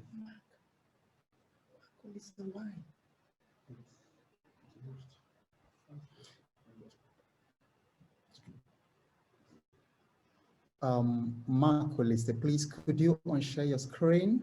And host, please, could you make sure that no one else has the access to share screen for the duration except us here, please. Thank you. I take the last one again. E, a formal invitation to the peoples of the South and Middle Belt of Nigeria to work out and in place a transitional authority which shall specify the modalities for the transitioning process, including the composition and mandate of the transitional authority, as well as the time frame for the transitioning over and other ancillary matters, just like South Africa did with apartheid in 1990. By this proclamation, let it be known to all, including the international money lenders, that Nigeria is now a disputed project, and that while the constituent components commit to honoring existing international debt obligations, we caution that whatever obligations may arise from any foreign loans contracted by the federal government of Nigeria from the date of this proclamation may come into controversy. Similarly, all loans contracted by the federal government of Nigeria containing any clause that may cede the sovereignty of Nigeria to any part thereof in the event of a repayment default shall be disputed as illicit and in breach of the sovereignty of the federating units. We also invite politicians from the alliance territories and other political parties and all political parties operating in the alliance territory to take notice that the 1999 constitution by which the winner of any national elections in Nigeria will swear and govern is the very object of the sovereignty dispute we have just proclaimed, with a demand that further national elections premised upon the repudiated constitution be deferred forthwith for the purpose of first reworking the damaged constitutional basis of Nigeria. It is therefore our expectation that you will stand with your people, that's the politicians and the political parties, will stand with the people you claim or seek to serve as politicians or political parties in their current resolve to wind up the operation of the 1999 Constitution and extinguish the source of their misery. If instead of standing with your people, you choose to go to another round of general elections in 2023 under that 1999 Constitution, it will simply mean that you are a part of the enemy-imposed mechanism for inflicting death, misery, impoverishment upon your own people for no other reason than personal gain. The signatories to this proclamation commit themselves to providing a detailed proposition for undertaking the fundamental reconfiguration of the damaged constitutional basis of Nigeria. In this regard, the signatories adopt and incorporate the MNN Alliance's November 16, 2018 open memorandum to President Muhammadu Buhari on the restructuring debate, reported in Guardian newspaper of November 18, 2018, as an outline of our prescriptions, issued this day, this 16th day of December, year 2020. I thank you for your audience. Okay, this demands an incredible round of applause. Everybody, just wherever you are, even though your mic is muted, this is history. This is what we have been waiting for. This is history. Wonderful. It's not going to be the same again from today. It's not going to be the same again from today. So, of course, in the alliance territory have done today, what all of us have done is basically look a 100-year-old monster, a 100-year-old monster in the face and say, go to hell, go to hell. Yes, we've looked fear in the face and say, no more. We fear no more. It shall never be the same again from here. All right, so what we're going to take right now, we're going to take comments and then questions from the media. Questions from the media first. And then there's Heritage TV and a couple of other media people and international media in the house. So we are going to take questions. We also have Professor Akintoye in the house. Thank you very much, sir. And a couple of other lead signatories, who are here. So for the journalists in the room who have questions, what you could do is you raise your hand and or you type it in the chat. But if you raise your hand, the host can unmute you and then you speak. Otherwise, just go ahead and type your questions in the chat, and then we will have your questions taken. Yes, so one already says, can we please share a soft copy of the declaration so that we can circulate it to Nigerians all over the world? Yes, with this proclamation, the soft copy is being released right now to all the media houses in Nigeria, internationally, and social media, and everyone on this call. We're also going to upload it before this call goes, and you can download it, right there from Zoom. Yes. Okay, so questions? Yes, we have been waiting for this day all our lives. Yes, I see that coming from Justice for All. Yes, Tunde Obo. This is the people taking over their land. And then in the chat I hear, I am dancing. Yes, this is a day to dance. Okay, so we're still waiting for questions or comments from the media first. So we're looking at the chat, so questions from the media first, and then we take from the rest of the house. Comments? Okay, and while we are waiting for the media and their questions, we'd also like to invite Professor Akintoye in the house to please unmute yourself and address the people. We thank you very much, Prof, for all the efforts that you made to make sure that everything goes well. But so here is technology. In spite of all your best effort, it didn't happen, but we're so honored that you are here in the room. So Professor Akintoye, please unmute your mic and then address the house. Thank you very much. Okay, and then the host can share Professor Akintoye's screen. Prof, you're still muted. Professor Akintoye. Yeah. Prof is there. Prof, you're muted. No, Prof, I can see you hear him us? but I'm trying to find him. There's a lot of people in the meeting meeting. So oh yes, there he is. Okay. Professor Akintoye. Yes. Yeah, Professor Akintoye. Okay, there is nothing more to add at this point than to say that this is the turning of the tide of history for the peoples of the South and the Middle Belt. We have endured suppression in the country that we belong to, and we have done everything possible, everything sensible, everything peaceful to address it, but we have been turned down and treated as if our voices don't matter. Now we are telling the world that our voices matter, and from this point there is no turning back. I congratulate the people of the peoples of the South and the Middle Belt for this historic day. And I say that we will go on and achieve the liberation of our people from suppression and subjugation in Nigeria. Thank you very much.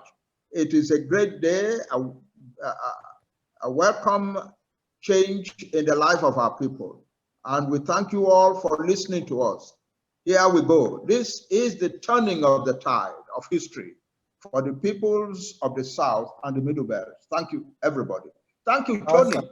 Thank you, everybody, all of you young men who have done this. You know that Thank I you am very with much. you every inch of the way, every second of the time. Thank you very much. Thank you.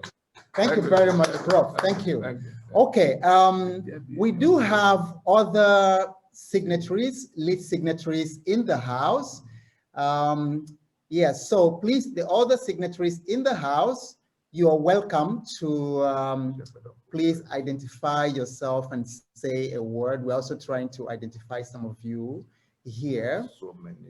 So many of you are here. Is TK in the house of Goriba? Okay. All right. So we have George. George is a signatory and he's in the house. Okay. George, let's have a word from you.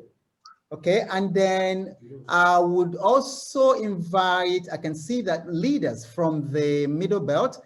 This comment is from Wing Commander Dr. Hussein Omotosho. Yeah. All right, so we would also like to invite any of the signatories from the Middle Belt, from Ijaw Nation, from, yes, Jonah Jang, and all of you present here, please, would also invite you for your remarks. Okay, George, let's have your remarks. Thank you so much, Ogo. This is really a great day for everyone. This is the culmination of all the hard work that everybody has put in for the past 2-3 years. And it's great to be here to witness this. I'm very, very optimistic. I'm very, very happy. I had always known from the beginning that victory is ours. And we have shown resilience, we have shown patience, we have shown understanding, but the people we are dealing with are actually totally deaf and dumb.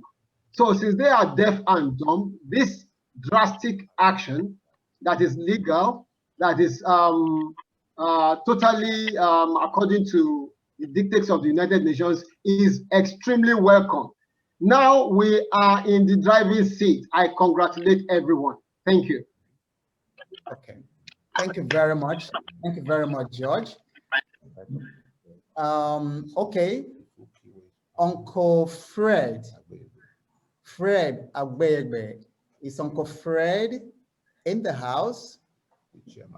The chairman of the Movement for New Nigeria Alliance. Can we have your remarks? Okay, Middle Belt, the Middle Belt signatories from Middle Belt. Any of you here, please just type in the chat and let's have your remarks. Okay. Is Commodore Ikiwe, a bit to Ikiwe still in the house?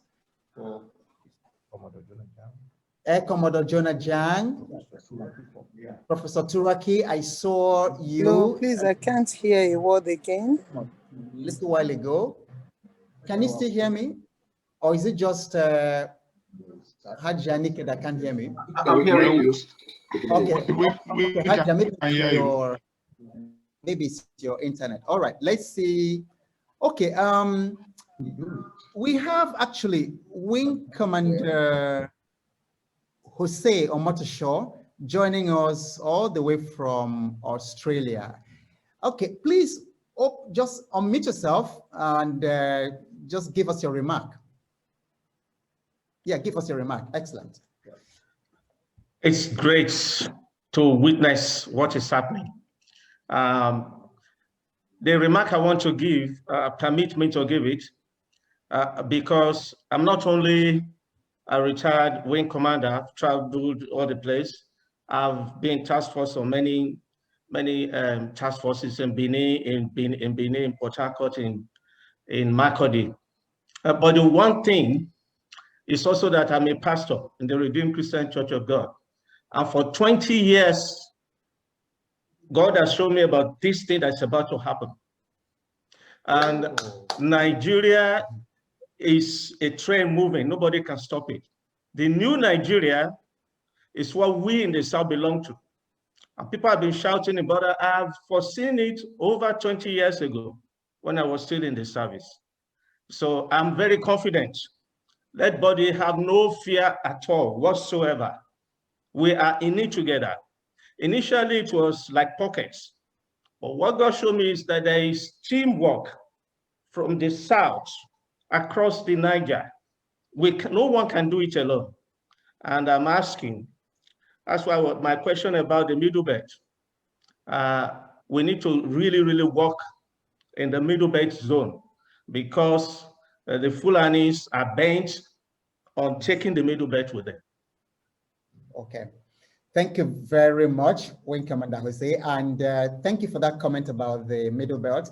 When I invite Tony at the back, he will give us a little bit of the update because very exciting things are happening in the Middle Belt. As a matter of fact, they are fully 100% into what we're doing here today. Thank you very much for that.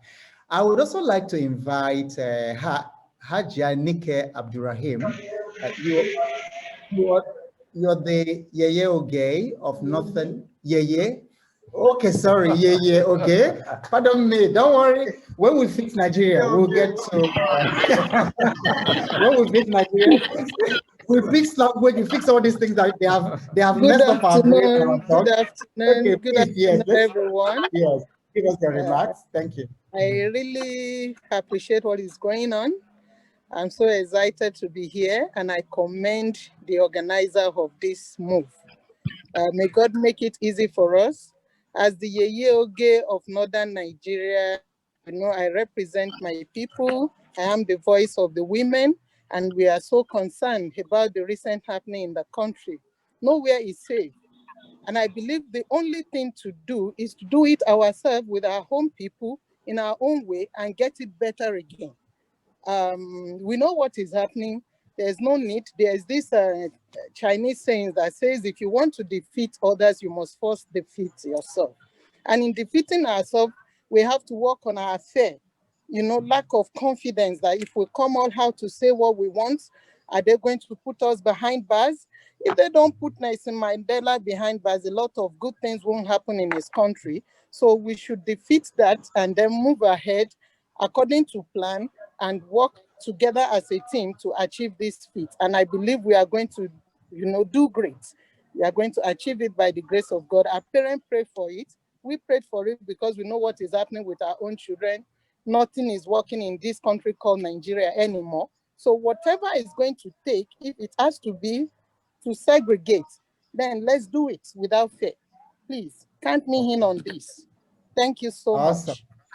Awesome. So thank you very much indeed. As the former president of the United States said in moments like this, he said that there's nothing to fear but fear itself. And what we've just done today is defeat fear because there was nothing before us other than fear. So thank you for that very excellent comment. And if he says today is the turning point, power must go back to the people. Ray Chukwemeka says, throughout the night, I saw myself participating in this historic event. I am most grateful to God for allowing me to see this day. All right, do we still have any other late signatory in the house?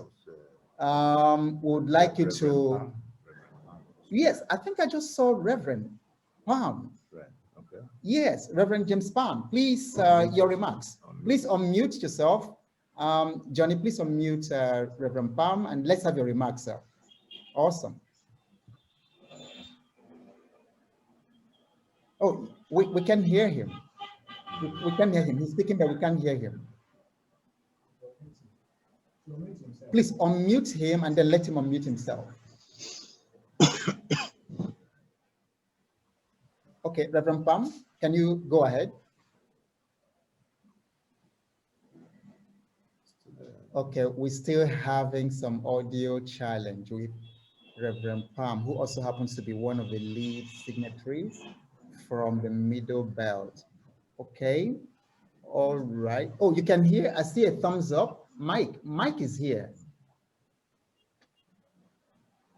Okay. Can you all hear Reverend Palm? Reverend Palm is speaking, but we can't hear him from here. Or is it just us? Okay. All right. We also have Mike. Mike, can you? We can hear him too. Okay, Mike, can you unmute yourself and give your remarks? I think we also have Mike, who happens to be a signatory as well. Okay, you can hear him as well. Okay, all right. So Tony, why don't you go ahead and take a couple of questions or comments that have already arisen from the media in the chat. One of them was, before we take these ones, somebody made, the wing commander made a comment about the middle belt. Can you give us some update, not just the middle belt, but the other parts of the alliance, how everybody, and I know in the past couple of days, you've been traveling all over the whole place and engaging. Give our people a sense of the level of deep engagement that, because it's easy to think that it's just people on this call, you know, and maybe a few other people. Just give us some idea about the deep engagement with the people, the owners of the land that has happened in the past couple of days. Right. What we see today is a culmination of a 21-year journey that began right in 1999. So let's mute ourselves and hear ourselves. Dikurulahi, please mute yourself. We can hear you. Dikurulahi, please mute yourself. Thank you. So as it were, the event we see today is a culmination of a 21-year process that began right from the point the 1999 Constitution was introduced.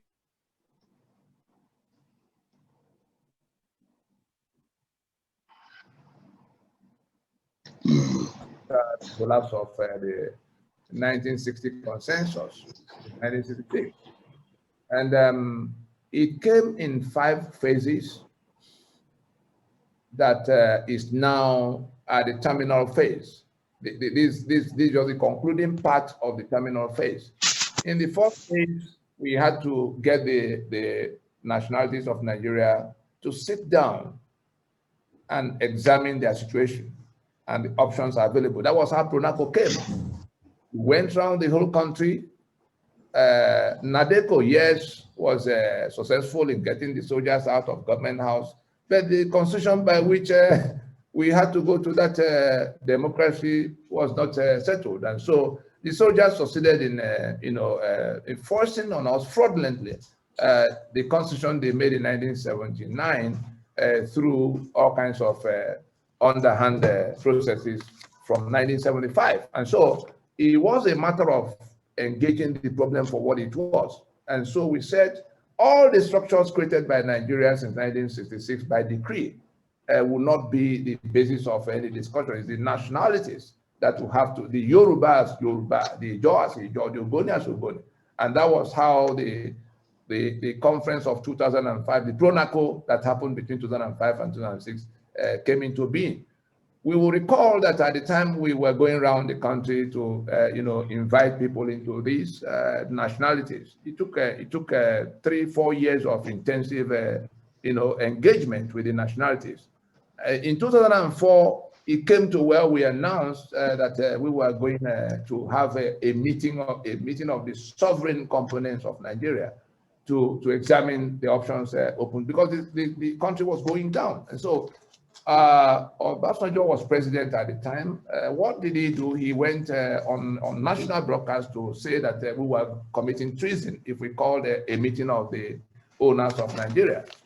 Well, that challenge simply drew out more people in support of what we're doing, and it came to where he had to change his own, in an attempt to get ahead of the initiative. That was how Majeure set up the McCarthy Committee in December of 2004 to work out what became the 2005 conference. Well, our quarrel with all of what they were doing at the time, for which reason we wanted to do it by ourselves, is that the task of deciding, the right and prerogative of deciding the union agreement, which the constitution is, is exclusive to the constituents. The sovereign constituents of Nigeria are the only ones who can determine whether they want to be in a union, and if so, on what terms. Those are two separate questions, and that's why you see the constitution starting with the preamble, we the people have solemnly resolved to live together. That's one subject matter.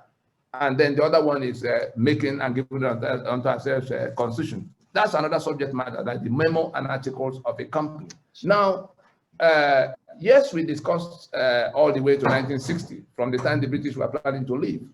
But that agreement, union agreement that was reached in Lancaster House, that Nigeria shall be a federation of autonomous regions that will have control and ownership over their assets, contributing for the upkeep of the center, and generally, a secular union. These were fundamentals. And to tell us how far we have departed from those fundamentals from the time we abandoned what we agreed in 1966, it will be recalled that these killings happen in the Middle Belt today over, from elements that seem bent on a jihad. The Willings Commission, as at the time independence was being negotiated, quite apart from the question of being a federal union and being a secular union, Ahmadu Bello, who was a leader of the northern region of the time, wanted Sharia, for northern regions, and so it was a matter of fundamental compromise for the Sharia to be removed, because the Middle Belt, Joseph Tucker and others who didn't feel that the people of Middle Belt could become part of that north that would be governed by Sharia. So the Willings Commission did draw up a compromise in which Sharia was removed and a penal code in place as the basis of Middle Belt that could have been a region of its own at the time, becoming a part of Nigeria. And so when in year 2000, that fundamental compromise was toppled and Sharia imposed, it simply amounted to a secession from the secular union. And these are all the kind of things that changed, for which reason it was the contention of the nationalities that it was the exclusive business, like the owners of a company have the exclusive right to make their memo and article. It's not the hired management of a company that makes a memo and article. That is what it sounds like when the National Assembly begins to say that they want, or the government begins to say that they want to. So we went on from PRONACO, we agreed on what we could do, we had a draft. We went on in 2007 to go to court to say, look, we didn't make this constitution, to afford the government the opportunity to lead the process so that we can do it like South Africa did. They wouldn't listen. Things got worse. So by 2011, that MNN Lagos Declaration that by which these nationalities now came to say this constitution cannot be basis. So we're not anarchists, so we put in place a process by which the regional blocks will have to make out their own charters and constitutions ahead of when we go back to that discussion. And we've come every step of the way to where they subjected their decisions to some kind of ratification by solemn assemblies.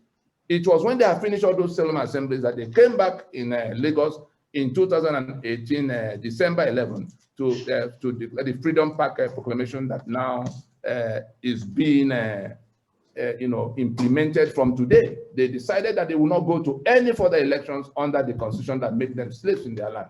Okay. That's why we're gathered here today. So it's not a casual thing, and everybody in all the territories involved, had the opportunity. As recent as, 1 week ago, we just came back from the Middle Belt where we were concluding our discussions with people that we have done so in the East, we've done so in various parts of the West, overseas. People in the diaspora, we sat down with them in town halls across the various countries. So that's how we got to where we are now. It's not a casual thing that just began yesterday. Okay. All right. Thank you very much. And please, somebody is inadvertently sharing their screen. Okay. What's the problem? More online. Please mute your microphone, please. There's no point in doing that. It's very rude to do that. Mute your microphone. You're not admitted to speak. Please mute your microphone until you are admitted to speak. And host, please, I don't know who is sharing a white screen. Could you please keep people from sharing? Someone is sharing a white screen. I think it's James Palm. James Palm, please unshare. Okay, thank you very much, please. Okay. That was a bit distracting, so I wasn't sure. Okay, so well, thank you very much, Tony. The summary is there's a lot of engagement. This is not a casual thing, like Tony just said. There's a lot of engagement, with the people, and this is a movement whose time has come. So we want to take a few questions. One is, and I think one pertinent question here for everybody is, people want to know, what is the next line of action after this declaration? What is expected of us as citizens? What next? Just very briefly, give us succinctly. And before Tony answers, I think that Johnny just confirmed, if people put in their mails, because I would like everybody on the call right now to get the text immediately. So if people put in their emails in the chat, Johnny, can you save them? Can you extract the emails, and so we can send out immediately? We can send out the text. I can. All right. So, okay, we'll save the chat and then extract the email. So everybody, put your email address, and then immediately after this event, you are going to get the text as it is, and then you can begin to share. Ademola Akintoye says, Engineer Akintoye says, we, the indigenous nations within the fraudulent determined confines known as Nigeria in the South and Middle Belt, must all now fully cooperate in all possible facets of human life, security, economy, policy, etc., to establish our sovereign will. All right, very good, excellent message, and that is why we are here today. So briefly, what next? Right. Before I go to that, before I go to the what next, Professor Akintoye and the rest of the leadership of the alliance. Ibrahim, send message. Mr. Ibrahim, can you mute? I just muted him. Host has just muted him. Man. Please let it be noted that this proclamation will be on all platforms, on Facebook, everywhere people can on Google, everywhere people can find information. It will be all over the place. There are millions of people already taking it on to spread. Our task is to take on it and spread it further. The leadership of the alliance mandates me to announce to us that this proclamation of today, this sovereignty dispute proclamation of today, will be presented to the President of Nigeria, will be presented to the UN, will be presented to the US and European Union, and all of those who might be asking what's going on in Nigeria. And the various regional blocks in Nigeria, they have their all kinds of leadership. Everybody will have to, those who are fed up with Nigeria, those who are fed up with Nigeria, who now want to become countries of their own, this data will be presented to them to examine whether the answer to their problem is there. Those who want Biafra, those who want Oduduwa Republic, those who want restructuring, those who want resource control, those who say there should be good governance. The young people who went out to the streets the other time, this document is now in your hand. Everything you complained about, SARS and the police that shoot, the army that chase you around and leave the criminals and murderers from afar, all of the electricity you don't have, all of the quota system that put mediocrity ahead of excellence in your country, all of the infrastructure that will never be there because of exclusive lists, everything that has turned your life to what it is now, in which you are running to various parts of the world to become slave again all over. This document is in your hand. The solution to that situation is in this document. If we put our hands on it and insist on taking back our sovereignty that have been hijacked by Nigeria for 60 years and more, we'll get to that destination we seek. We only need to stop those who renew the life of the Constitution. The winner of any election For those who may be saying, oh, let us go election and get it all right. The winner of any election will have to govern by the 1999 Constitution, which creates all these situations, like apartheid constitution is worse than apartheid. Now, the only way that constitution has survived for 21 years is that the life is renewed every 4 years by elections. Luckily for us, only political parties contest elections. And what happens is that because of what they get from going to contest the election, the senators, the governors, we know what they take home. The governors take billions every month. The senators take 50, 60 million, House members, everybody, you know, managing Nigeria under this constitution that breeds corruption and protects the beneficiaries of corruption comprehensively beyond our reach. The only reason they want the constitution to remain the way it is, even in the midst of all our consensus, is because of that personal gain. And so it is within our reach, the rest of us, to insist that the political parties must close shop at this time. That's the only task left. Let us take the document, digest it, take it to our communities, take it to everywhere. Those from Nigeria who are stranded in all parts of the world, we travel quite around the globe, and we see our people slaving away the second time, being killed like people without homeland, just because their country is not working, for a country that sells 3 million barrels of crude oil. So we are saying that it is within our reach. What we have to do is to digest this information and spread it amongst our people. The action we need to take is to insist that the political parties must shut down any further preparations towards any elections, must close shop, so that we can go and, you know, rework the constitution by which the winner of any elections will have to go. If we do this, it won't take us 3 months to get to the end of all these problems. Absolutely. If we fail to do it, they will drag us to another election, have another 4 years, and we'll have ourselves to blame if they get another 4 years. God forbid, because what I started, we're going to complete. Okay. Right. So there's just one comment, just one very brief comment, Tony. I still want you to address this because it's coming up again. And then please just very, very briefly, so that we can round off and then send it and people can start running with it. Right. Now, the question is, what is the next line? What can we do? Then somebody actually expanded on it. He said, suppose the Buhari or this government comes up with resistance, and then they are whatever, you know, what's that? They don't want this to end, you know, just in us talking about it. So what is the next? The right to self-determination is inalienable, according to the UN instrument on the subject. The remedy available to Nigerians today in all of what they are suffering is in self-determination.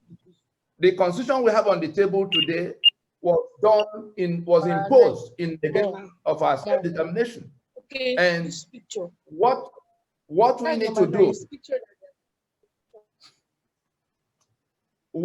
to do, right now is to insist that this constitution cannot be basis of the union going further, and therefore anybody discussing the election in your neighborhood is telling you, I want you to remain the slave you are.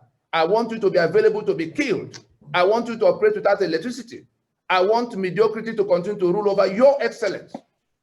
And so it is within our reach to just face those political parties and tell them, this far, no more. To close shop. We don't need to go to any far place in all the street corners where they operate. The only reason they are there is that they are planning to take their turn in this robbery enterprise that Nigeria has become under this constitution. Nigeria has become a criminal enterprise. All right, so I want to thank you very much, Tony. One last item. All of those who may wish to be a part of this, from this evening, I will open an online petition in which everybody can become signatory to this document by just clicking in their names on that online petition. And there's a website already deployed to receive everybody who may want to know what's going on and want to participate. That website is called freedomfromnigeria.com. www.freedomfromnigeria.com. So the actions will include signing up to that petition, because we already have about 20 million people whose signatures have been processed for the UN, so that the whole world can see that we are together in making this demand. Let it also be noted that we are not anarchists. Our quarrel is not with the government. We are not asking them to leave government house. The 5 points of demand center around a plan for transitioning, an orderly transitioning away from the constitution of death towards the constitution of life, as we may determine in our sovereignty, in our right to self-determination. And therefore, just like South Africa did, before somebody comes saying that we want to come and take over, we are not interested. No, anybody who is interested in going to government house under this constitution is a criminal that his own people should try to stop from going to sell him to the enemy that wants to keep everybody in bondage. And so it is a matter of asking that we go the option Frederick de Klerk adopted for apartheid South Africa in 1990, to agree that we have not made a constitution, to agree that the one that is imposed is not working. Luckily, the National Assembly a few weeks ago owned up to the reality that the question of constitution making is beyond their powers. If the Vice President of Nigeria in late September raised an alarm that the walls of Nigeria are cracked, we went on 2 days after to tell the country that those cracks are coming from the damaged constitutional basis. We are all trapped in that house. If we do not take this action when we can, that house will deteriorate progressively to when it falls on our head. And remember that the UN rapporteur that came in 2019, September, did turn in a report that the constitutional arrangement is like pressure cooker for injustice, and that it has become a danger to the global community. 200 million people that will be seeking refuge if Nigeria, erupts. We are in a position to stop that. It is within our reach to solve this problem, and we can put our hands to it and deliver an outcome in a matter of months. Okay. All right. So I really want to thank every one of you, all the lead signatories to this proclamation today, and everyone who's been here. Again, if you haven't put your email on the chat, please do that, so that immediately after this, I'll show you that within 10 minutes after we end this proclamation, you are going to get the PDF copy of the proclamation. And I want to thank all of you who have come for this historic event and then who have stayed on, and to let you know that the engagement continues. The Alliance, there are different groups, and Tony is quite accessible. I've also seen Daughters of the Truth here, and a couple of other people. I've seen Heritage Television there. They have a YouTube channel that's got a lot, hours and hours of dozens of hours of materials that Tony has put up there with Heritage Television. So you can also check them on YouTube and check their website. And then there's also the Lower Niger Congress Media YouTube channel. There is also the Facebook, where you can hear a lot more. Okay, so let the conversation continue. Hello. Ilanomo Odua. Hello. Website. So let's continue all this engagement, and please always come back, to us, and come back to Tony. To the website. And to the website. It's an interactive one. People will yes, exactly. To keep engaged. And so I want to thank all of you for being here, and the conversation continues after this. Thank you very much indeed. God bless you. And thank God for this historic event that has happened today. And God bless you. You hear from us as soon as it's important to hear from us again. Okay, bye for now. Can we put a couple of questions up? Because I've got some few questions that need to be addressed, please, if possible. Yes. It's from Heritage TV. That's correct. It's from Heritage Television because my partners in the UK are waiting for me to address these questions, please, if possible, only if possible. Let's do it this way. We can move on to the Heritage TV UK as you synergize with the other, media houses for a program to dissect what has been put on the table. The draft is already sent to your outfit and the other journalists and media houses present. Let us allow the other people to go, and then let every town hall, let every gathering everywhere, be centered on discussing this grand proposition that can solve this problem and end this bloodshed. Thank you all. Thank you all very much, and thank you, Johnny. Thank you. Thank you. Would you let Heritage